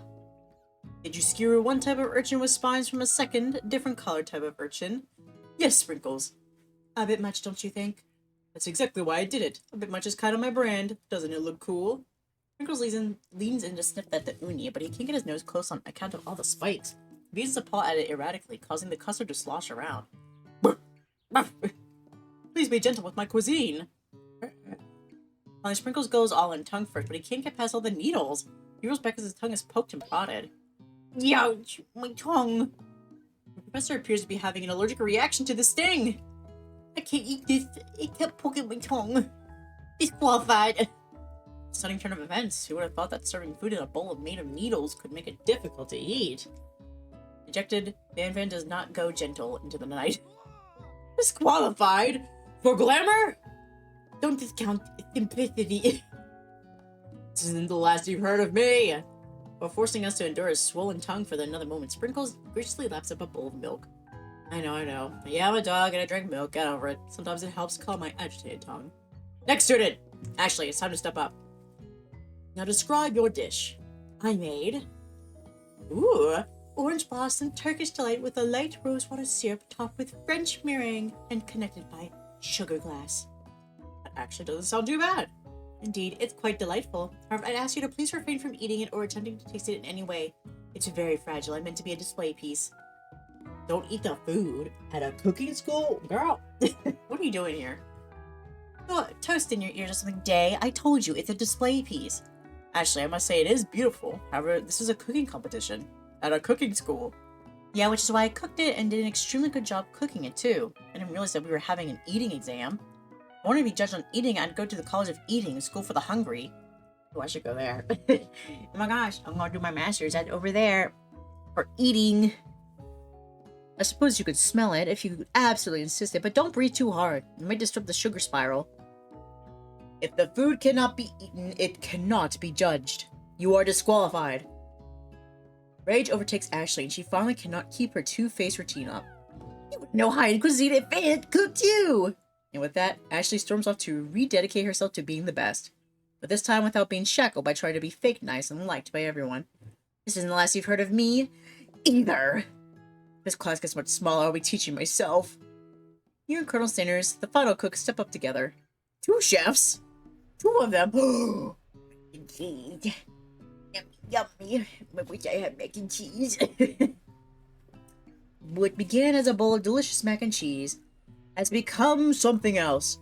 The famous bowl! With mac and cheese, I think.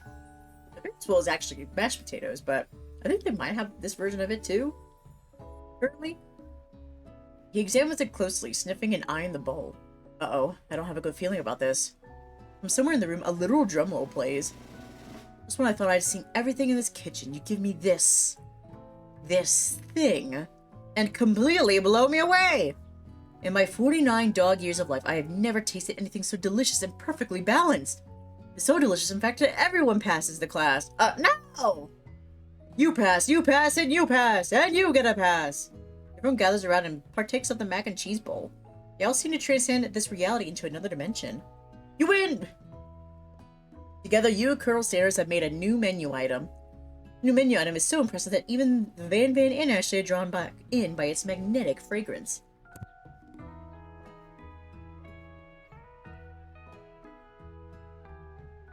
Sorry, I had to be gross for a second.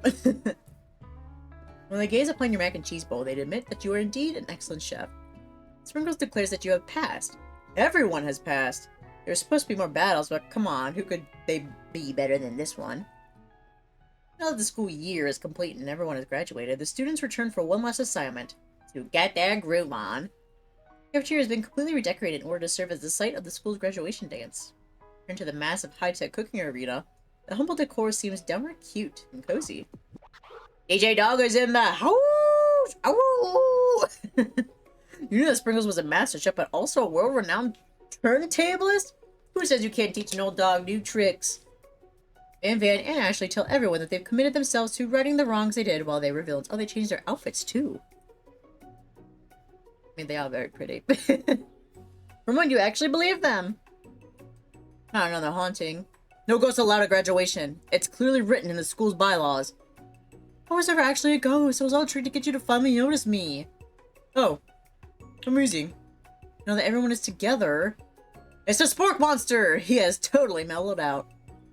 Everyone, the Spork Monster is no more. From here on out, I prefer that everyone refer to me by my new name. Party Monster! Student tries to finish what he had to say, but everyone is too wrapped up talking to Spork. Sorry, Party Master. Master. Master. Dejected, student walks off. Maybe things didn't work out for Miriam romantically, but she found the love in her cooking, and you know she's gonna do great. Red carpet rolls out across the floor of the ballroom. It's like a Hollywood movie premiere. Who could have commanded such an entrance? It's Pop! He's arrived late to the dance, but apparently for good reason. Walking the carpet, you see perched atop his dirty chef's hat. A crown? Welcome back, Pop. I know you weren't able to complete the final exam and accept your diploma, so we had it mailed directly to your father. We figured it was the least we could do for the school's dean. Ah, now I get it. And we get a new wing on the school, not to mention the honor of educating the son of the chancellor of such and such. I thought it was an actual word, but no, it's just such and such. The music at the dance is interrupted by the sound of sparking and electrical hissing. It's Clank, who has arrived late to the dance. Now that I have graduated, I can reveal my truth. Oh, he's still doing the talking thing. I am Clank, and I am not of this earth. I am actually from a faraway planet in another dimension. What? What? I actually feel like I knew this the whole time. Now that I have learned the ways of your kind, I must return. Miriam, will you come with me? I don't know what to say! Besides, no, obviously. I've just begun to learn who I really am. This isn't the time for me to devote my life to figuring out who you are, Clank. Wow. I mean, true though. Thank you for the chest scratches, by the way. You can't see. My boobies are too down low. Thank you. I have to sit up straight. You were blown away by Mira's maturity. It's pretty clear she has managed to surpass you in that regard. Damn, I'm very mature. How dare you? I'm the most mature person here. I understand, kind of. Humans are weird. A portal opens up and Clank disappears through it. Finally, Colonel Sanders arrives. Howdy, classmates. Oh, wow. You look so normal without your suit on. It's just a regular shirt and pants. Wig. Just like the first day you met him, he has come prepared to feed the entire class. However, it's not enough to just give them a bucket of chicken. This time, it's a full meal! Oh my gosh! I didn't get to be the most famous chicken man in the history of chicken and man by not reminding people to go out and buy my chicken. The end? That was not the end. Okay, I was about to say, like, what? But did we get together? As everyone feasts on the delicious chicken dinner, Colonel Sanders finds you sitting at the edge of the dance floor. Hey, what are you doing sitting all alone? Oh, you know, just waiting for the right person to ask me to dance. I wonder, might you tell me, what are the qualities that you expect to find in such a lucky person? Off the top of my head, oh, I don't know. Spicy musk, a tidy goatee, and a degree from the University of Cooking School Academy for Learning. Just to name a few. Also named Colonel Sandra, but you know, how likely is that? It truly is my lucky day. Would you dance with me? Yes, I would love to.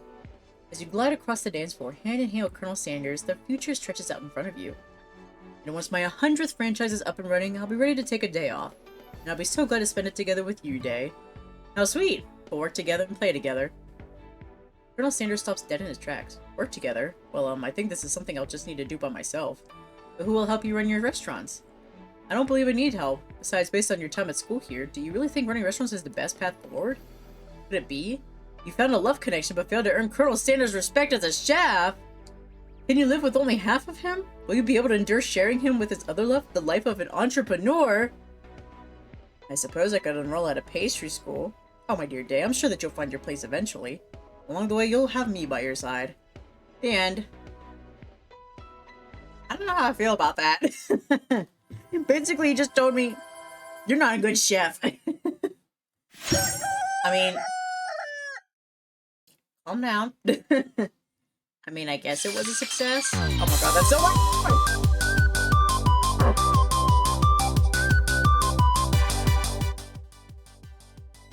Put that down for everybody. Jeez.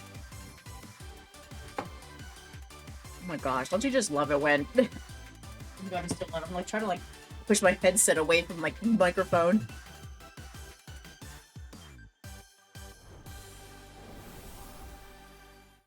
Wow!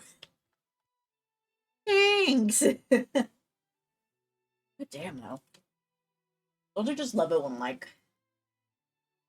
the sound settings does not carry over to like I don't know what you call it, like the intro music or whatever you call it when you first open the game. It's so fun. I love that. I love my ears being blasted out of my brain. Hell yeah. Well, I guess that was technically a success. I mean, oh. I don't even know where's like the moment where like I failed at that like cooking competition. What do I even have to do? Like I thought I did pretty good. Like that's like when we lost against Ashley, that was like the one time that I figured like would be the bad moment. I don't know.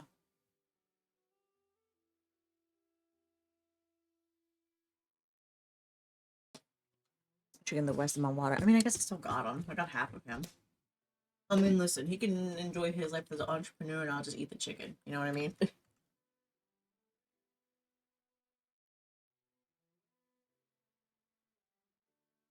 I'm just looking in case. I want to see where I went wrong. Went wrong. Went wrong. Oh my gosh.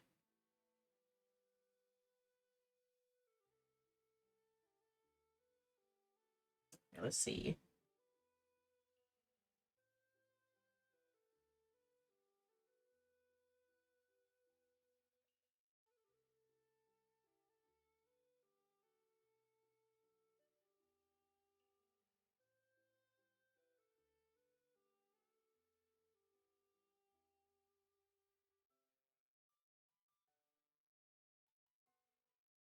I mean, unless it's just like... Oh, okay. I need to get kicked to the... I need to get kicked by a horse, apparently.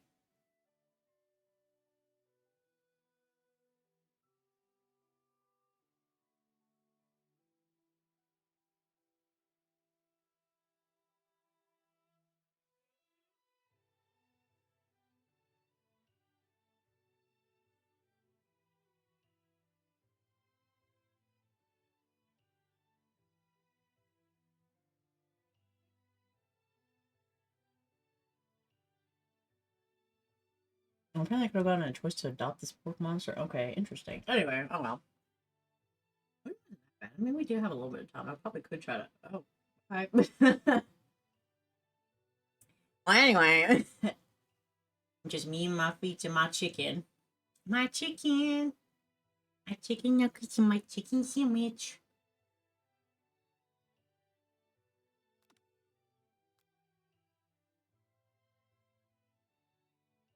You know, we can just speedrun this. Why not? Speedrun to the true ending. It's Valentine's Day. We need the true love story.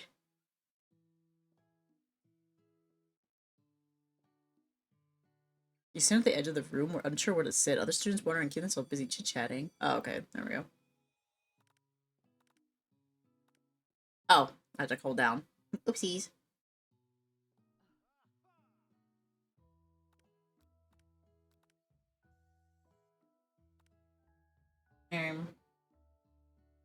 Oh, it doesn't say anything here about this. Oh. I guess I'll take it. His name is Sweaty. Hee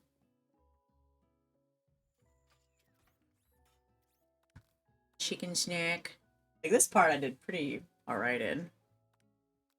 But just to make sure, I'll start from the beginning. Just in case. There we go. Now I can see chat.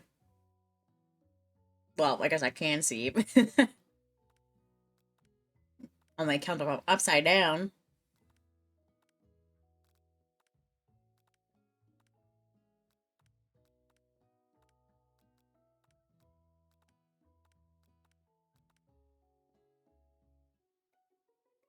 Okay. Now we're in the second bite. There's only one choice here.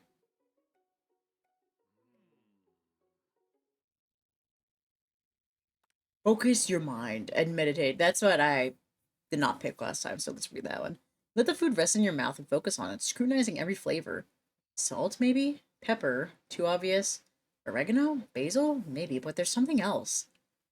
Something dark. Something spicy. You dig deeper. Deeper. Deeper. And yes, even deeper still until you find it. Could it be... He really did it. How bold. How adventurous to use... You try to go even deeper into the sea of flavors, but this revelation alone is more than you can handle. You step out and realize that this information was meant to remain a secret, and yet, now you know. Mental responsibility now rests upon your shoulders. Yippee! We love to see it. I should have looked a little bit closer.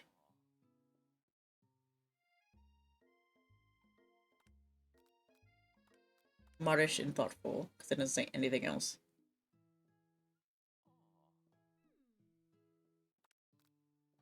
Okay. Playing again. Mashed potatoes. Like, I chose mostly the correct decisions, but just the one that you miss is what does it all, apparently.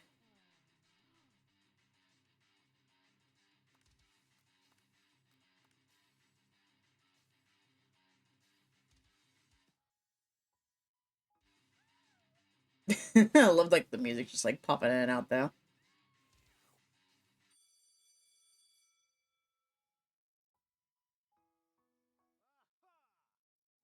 Okay, now we have to do this pork monster fight. Defend! Trepidation! A lot of good that defense did. We'll keep trying. Oh. It still just says defense. Trepidation! You couldn't see you stay back and endure whatever comes your way. Seems like a pretty weird story, but okay, you do that. Defend! Trepidation! You hold your head between your hands about it. This is not happening. This is not happening. Spark monster's no quitter. Buffed up and ready to rumble. They go on the attack once again. Oh no. Defend! Trepidation! I'm not cut out for this! Feeling vulnerable, this Spark monster prevents its ultimate attack. Pounded edge. Yeah, then he saved us. Okay. Spare the wretched beast. Oops, I chose the wrong one. There you go. You managed to tamp down your disgust at the sight of this gnarly beast long enough to realize that he is still a living creature with a pure soul who deserves your pity, not your wrath. Begone, beast! Don't you dare come back for a follow-up encounter tomorrow. Don't forget this, and I certainly won't be back, like you said. The smoke monster scuffles off into the night. The defeated monster left behind a special item. It appears to at first be a cookbook, but yep, it's a grimoire. Magic books. Borko. That's the name of the guy. Enough in the battle. I'm sleeping. Weird dreams. Woo! Okay, let me come back up. Y'all don't get to see my grippers that much. You're not gonna get that spoiled today. Alright.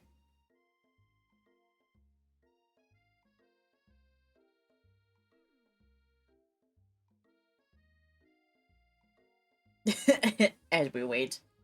Alright, make up a fake ingredient. I have noted. Run to him! You decided the best way to show Miriam how serious you and Colonel Sanders are would be to run to him. Surely he'll sweep you up onto the back of his stallion and you ride away together. That'll show her good. Oh, Colonel, my Colonel. However, your sudden movement surprised the horse as it rears up, kicking you directly in the face. The force of the blow completely knocks you out cold. In the darkness, you see a vision. Ooh, Dae, I am here to deliver you a message. Not this guy. It's important that you remember this, exactly as I say it. If you forget, the world could end, so you know it's serious. I've been trapped in a realm beyond, but a great prophecy relies on my return. Only you can save me. All you need to do is repeat my name 3 times. And that name is... But before he continued, you still may wake up. Ah, jeez. You wait to find Colonel Sanders tending to you. He roused you back to life with a satchel of secret spices. Was it just his natural scent seasoned musk? Ah, your horse's shoes. That's crazy.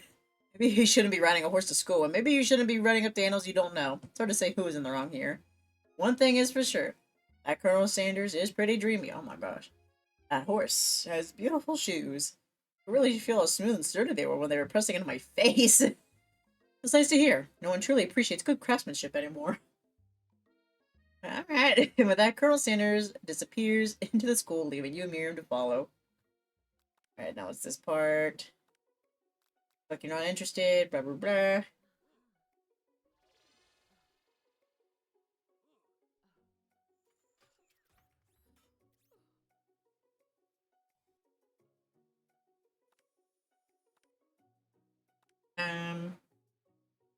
Any of the 3 options, choose a dog biscuit for extra choice. Because of the shape it's baked in, you assume the dog biscuit is a treat made by Sprinkles. An example of his own culinary talents, perhaps. You reach out for it when Sprinkles jumps up and bites onto your cooking apron. What kind of monster would steal Doug's favorite biscuit? The apron's left in tatters. The entire class looks on in horror as you fall unconscious from the embarrassment. Never even got to taste it. Is this the end? Hidden in darkness, but something is there. The Spork monster? Orko, what are you doing here? Not your time, my friend. Your act of kindness has not been forgotten. You watch as your apron magically repairs itself. You won't have to live in embarrassment anymore. What was it, like, what, I'm not wearing any pants? Am I showing off my junk? Is that what was going on? Thank you, my friend, wherever you are. Which hand do you want to sample? Give me the pepper. Brightly colored pepper stands out in front of the other items. It sparkles in a most eye-catching way, so naturally you reach out, grab it, and eat it right away. However, your body is not prepared for the heat. The pepper has triggered an intense spice hallucination. Feels like forever as you trip through the universe. My friend! Woo! This guy again? Here to give you an important message! Woo! You must avenge my death and fulfill your destiny. All you must do is... As I was saying, to fulfill your destiny, all you must do is... Sorry, I think I've still got some spice stuck in my throat. It's fine, I'll work through... to fulfill... the prophecy! You must! Ursa began to regain consciousness. Aw, man. You come to and find everyone is staring at you. Pepper was the last of its kind on Earth, and now it's gone forever. You think to yourself, geez, I should pay better attention. We all make mistakes. They'll forgive you someday. Mayhaps. Okay, time for lunch. Alright. You're on. I'm ready. NC. That's right, but how would you have gotten into the school without knowing that? Ah! Smiles. 11. Gratitude. Small town, big dreams. Silence. That's right, when they taste your cooking, they will be so taken with it that they'll be unable to speak. There's Colonel Sanders at the corner of your eye. I believe in you, Dae. He's actually cheering you on. Which would be awesome, except now, knowing he's watching you makes you totally forget what you were doing. Now you can think about it as Colonel Sanders. Gravy, blow up a kiss. What are you thinking? Get your mind back on the competition. One cookbook, a hunk. No, right, what? We walk along the beach. What does that have to do with crafting spectacular fried chicken, delicate baked biscuits? Oh my gosh, you're getting done. Okay, then we switch. Go fast, go fast.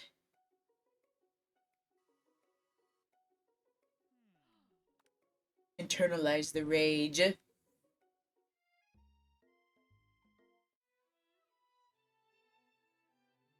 Now we have this delicate moment. So this guy comes in. It's the spork monster. Orko still? It is I. I know I said I wouldn't be back, and if the whole fight to the death thing, maybe you don't really want to see me anymore, but just want to say that I was wrong to attack you, and I apologize. I know what it's like having to always look over your shoulder. Monster problems, am I right? Aw, thanks, Porco. I'm glad there are no hard feelings. Getting jumped by a giant creature in the dark of night can really rile a person up. I also want to apologize for the way I switched right into attack mode. I know you're strong, and cooking school can put a person under a lot of stress. I actually used to go to this school. I wasn't always a spork monster, you see. I don't believe it. You were human once? Well, no. I was a golden retriever. Oh. Was everybody just a dog? I was still a student, till one day some mean kids with a magic spellbook cast a dark enchantment on me, and I was forever transformed. Magic spellbook. Honestly, I had procured a copy for myself, but somewhere along the way I've lost it. Run such a book, I beg of you to respect it.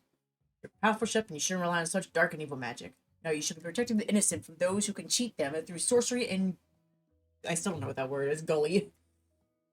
If you need me, do not fear. I will be there. Sounds like there are some bad cooks in the kitchen, Love Life. Dae, together, I am sure we can defeat them. Okay. Alright. This one we did. Fine. Reveal. Ooh. Okay, click on the scented candle.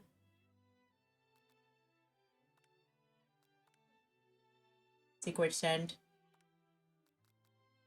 Let's start with the comb. We didn't do that last time. Ooh, a lock of his hair. What if we clone him? A lock of silver hair is woven through the teeth of the comb. On further inspection, you realize that the hair there isn't just silvery in color. It's actually made of spun silver. Oh my gosh, who is this guy? Look at the vase. You take a closer look at the large urn sitting on a nearby pedestal. There's a plaque on it. It's dusty, but when you wipe it off, you can read the inscription. It says here lie the ashes of all my past careers and business failures. Poor guy. Alright. Jacket. Fess up. You confess. I've developed feelings for you. I love you. Bitch. Journal? Okay. It carries over. I'm still dreaming. Flatter him.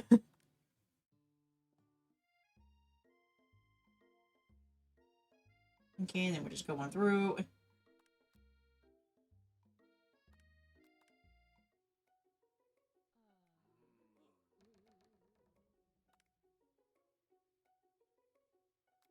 Oh.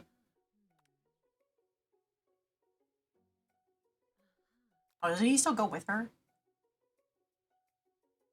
Oh, apparently. Damn.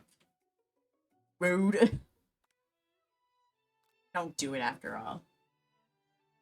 Again, very drastic. You must be hungry. You reach into your backpack and grab some homework from the last semester that you forgot to turn in. Sprinkles immediately goes for it and gobbles a sheet of paper like it's a piece of fresh chicken rawhide. I apologize for the outburst. I know it seems cliche, but not much in this world satisfies like undergrad work. My day. Were you studying something with cinnamon? I've been sitting in on a lecture series around the art of cake baking. How insightful. It actually brings up an important point. Thank you, Dae, for reminding me. You see... Okay, then we got the love drama.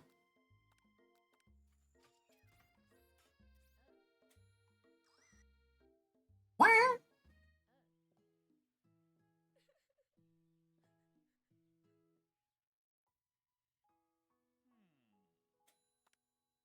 We messed up.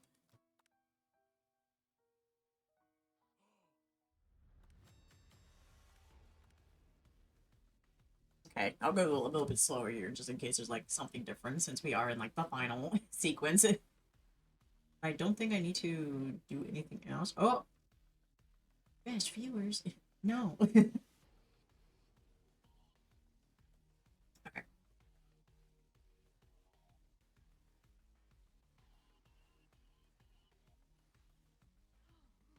I wish it was kind of like Our Life where like you could like skip through the text, but if you'd seen it before, it would skip through, but if you hadn't seen it, it would like pause on it. Visual novels like utilize that mechanic, but I think they should. It'd make things like a lot easier, especially if you're trying to go for like multiple endings and stuff like that, so you don't have to like meticulously click through the dialogue you already read. You know. Also, you know which one it is different and which one's not. You know. Do it the hard way.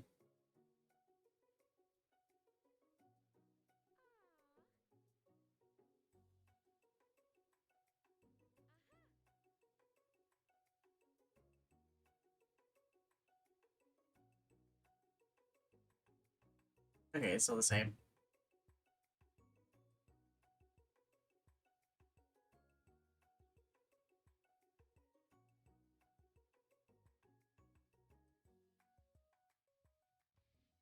Summon extra power.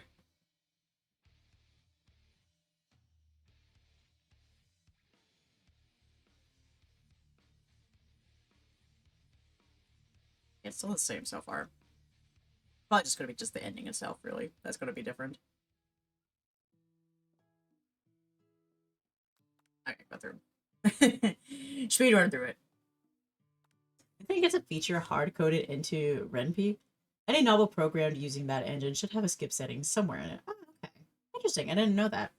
I've heard of them before. I actually have a bookmark up on my bookmarks bar. There's another time where I considered like making a visual novel, which I still consider, but it's not like something I'm like prioritizing at the moment. That's interesting. I didn't realize that was like an actual thing from that. Neat.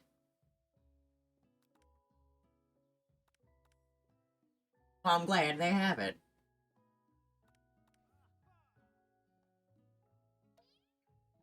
Meow.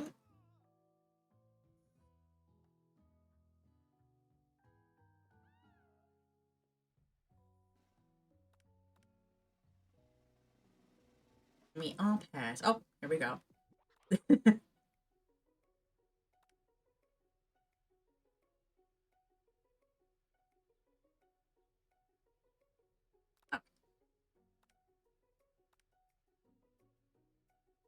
Well, didn't know the dean of students had to wear a crown on their head. Interesting. I see that full meal. It's not the end. Colonel Sanders, yes, Day. Couldn't help but wonder. Oh, this is different. Was our final exam team up purely an act of strategy carried out by two cunning chefs, or was it something more? I'm afraid I can't answer that question directly. So I'd like to ask you a question on my own. You can't answer a question with a question. May I have this do-si-do? Oh, I guess so. Colonel Sanders extends his hand to you, and you feel a surge of energy jump off the tip of his fingers. His hand, the hand of a master chef, so dedicated to the craft of fine cookery, so tender yet refined, so milky smooth. Ew. Fingers like finely battered drumsticks turned in flour, soaked in buttermilk, and dusted with exotic. That's a very interesting way to describe somebody's hand. I like to see somebody try that out in real life. Your hands are like fried chicken. They do not reach for tongs, a knife, or even a spork. Tonight they reach for you. Though our feet may tire of dancing, I believe this is just the beginning of our steps together. Sanders, Will you not only join me on the dance floor, but in the kitchen as my co-chef and partner in both business and in life? You gasp. Could it be? Is he really saying? Me and you? Together? Ever since I met you, my dream has changed. It's not enough to simply open the world's greatest chain of fried chicken restaurants. No. Even then, my life would be incomplete without you by my side. So what do you say, partner? I say, I love you, Colonel Sanders. A finger looking good dating simulator. The for real end? Wow, that was a life-changing 3 days. Overwhelmed by everything that just happened between you and Colonel Sanders, you step outside to get some air. The pot is dark and quiet. Too quiet. So just smells something salty, potato-y, gravy-y. Just then Spork Monster appears. Hi, Dae.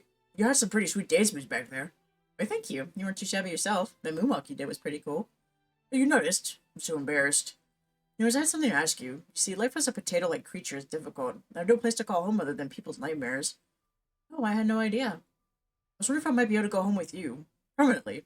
I'll run out and get the paper in the morning, everything. What do you say? Okay. I'll adopt you. My hero. I will forever be in your debt. The end. Seriously, though. It really is this time. Yippee! Go ahead and change. Put this back up. Oh, well, it's too late now. I barely heard anything that entire time. I'm sorry. Just me heavy breathing in here. Alright, it's going to do it again. Wait, can I skip through it? Okay, good. I'm going to bring this up back to where it was. There it is. Okay. Bye. That is the true ending. I love you, Colonel Sanders. So I've got like half the good ending, so now I've got the full good ending. So there you go. A success. What a successful Valentine's Day. But yeah, that was fun. A nice little trip down memory lane. Honestly, if I'm gonna fall in love with everybody, it's gonna be somebody that can provide me some good fried chicken. You know what I mean? Finger licking goodness. Still wish I remembered when I played it. How old is this game? Let me see. When did this game come out? Oh, that's so funny. I went from 79 minutes of playtime to 4 hours. How is that possible? I guess I did, like, pause to, like, yap a couple of times. I guess it all adds up. That's kind of crazy. I wasn't actually sure if I would actually make it to my usual, like, time mark. Hell yeah. 2019? Damn. Really? I thought it was older than that, to be honest with you. But no, that's probably around, like, the time I started playing it. Probably, like, 2019, 2020, maybe. Actually, can I see when I got that? Probably, but I'd have to actually, like, go in and, like, through my order history, probably. Which, I actually don't think I can look 5 years back in the past. But, oh well, yeah. What a lovely Valentine's Day with the man I love. Honestly, I really need to, like, look at just some more, like, visual novels with, like, romance in it, you know what I mean? I've been kind of lacking on them lately. Like, there's been a couple that I've kind of looked at, but I'm not really, like, sold on yet. I need Our Life Now and Forever to come out. I need it at some point. They honestly did have, like, I guess it was, like, an interest check sort of thing to see, like, how people wanted them to, like, put out the game. Like, we weren't sure if they wanted us, if we would prefer, like, they were trying to see if people more so preferred the game to come out with, like, the first step done and then release the other steps as they are completed, or to release the entire game fully completed, you know what I mean? Which would obviously take longer. And honestly, I was kind of in, like, the range of, like, waiting till it was completely done, because I know I'll play the first step and then I'll be like, I need the next step now! So it's like, I'd rather just be patient and not get a little taste, because then it'd make it harder. Our Life has ruined us. I know! I've always said that. Listen, y'all. Our Life is such a good game. It's kind of really, like, ruined my taste in other visual novels. Like, literally. I don't know what it was about it. I think one of the main things I've said I liked about it is, like, I liked how, like, more immersed you can be with your character.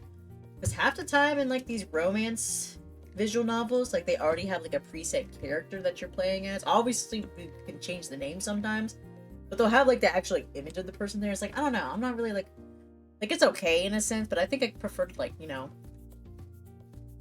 being like more immersed into it, and having more like character customization to it as well. And like that's what you can also do with like dialogue wise as well. Like you can be more shy, more extroverted, which is a plus, so you don't have like a preset personality, and just like a whole lot of other stuff with it too. Like there's just so much customization in it, and also like the characters, the writing, the slow burns are so good and stuff like that. Like just really, it has so ruined us. One day I hope I can find a visual novel that can give me the same high as that one did, which probably will be now and forever. But I haven't really seen any. I mean, there's like a couple that I have on my wish list, but they're not out yet that I'm vaguely interested in. But like I said, they're not out though, so it's not like I can actually partake in them.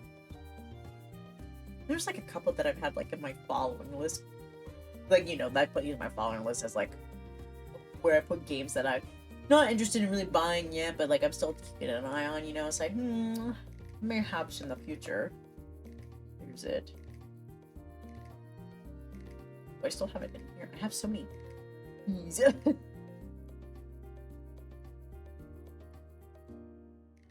mean, I know what it's called. Why am I searching for it in here? Oh, well, it's right here anyway. But yeah, I've become a bit picky with visual novels, dating sims, and such like that. Maybe one day. Maybe one day. We'll see what next year brings. Maybe next year our life now and forever will be out. Probably not, definitely not, but you never know. Oh. Oopsies.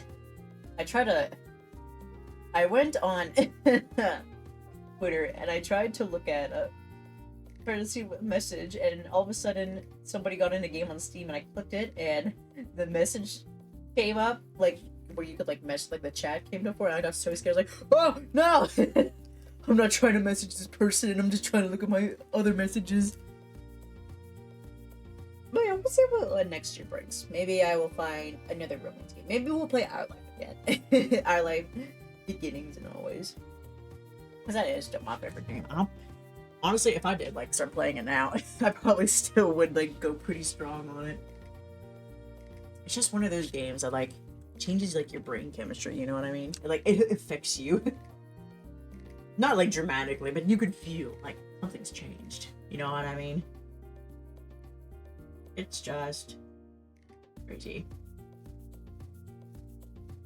Checking to see who's on, trying to gauge up, gear up for who we're gonna raid out to.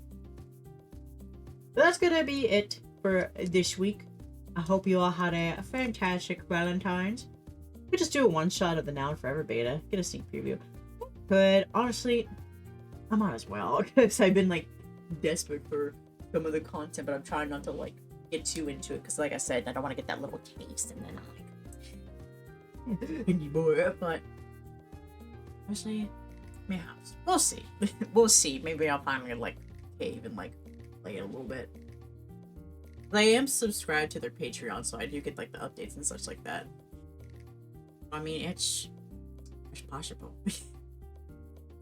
Oops, I didn't mean to react to my own image. Damn. But one day. But yeah, I hope you both had a good Valentine's Day, Singles Awareness Day.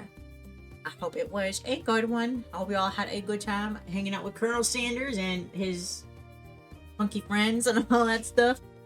I will see you boys on Sunday. I have not decided if I want to do another Zenless stream or not.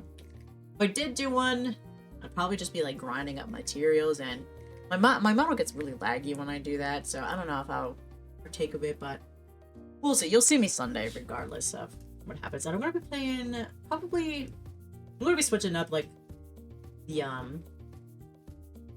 schedule a little bit. I know we've been kind of like looking at like a lot of like the same games like the past couple weeks, so I'm gonna try to like play some new games. I have acquired a couple of them, and I also want to play more Galaxy Burger, so I started playing that a little bit because I was like, man, I was obsessed with that game a couple months ago, and then I started playing it a little bit. It's like, I want to play more. So maybe we'll play some Galaxy Burger. I don't know, nothing's like set in stone just yet, so we'll have to see. But like I said, it's gonna be switched up. Why is there banging in my house? I'll have to go check that out. well, like I said, we'll see. It's gonna be switchable because I know we've been doing like a lot of Okami and then Zenless, and Kingdom Hearts. Where was Hello Kitty? So it's time for a little palate cleanser, a little breath of fresh air, you know. Have some little silly stuff going on. I think that would do us some good. All right, let me decide. We're going to today.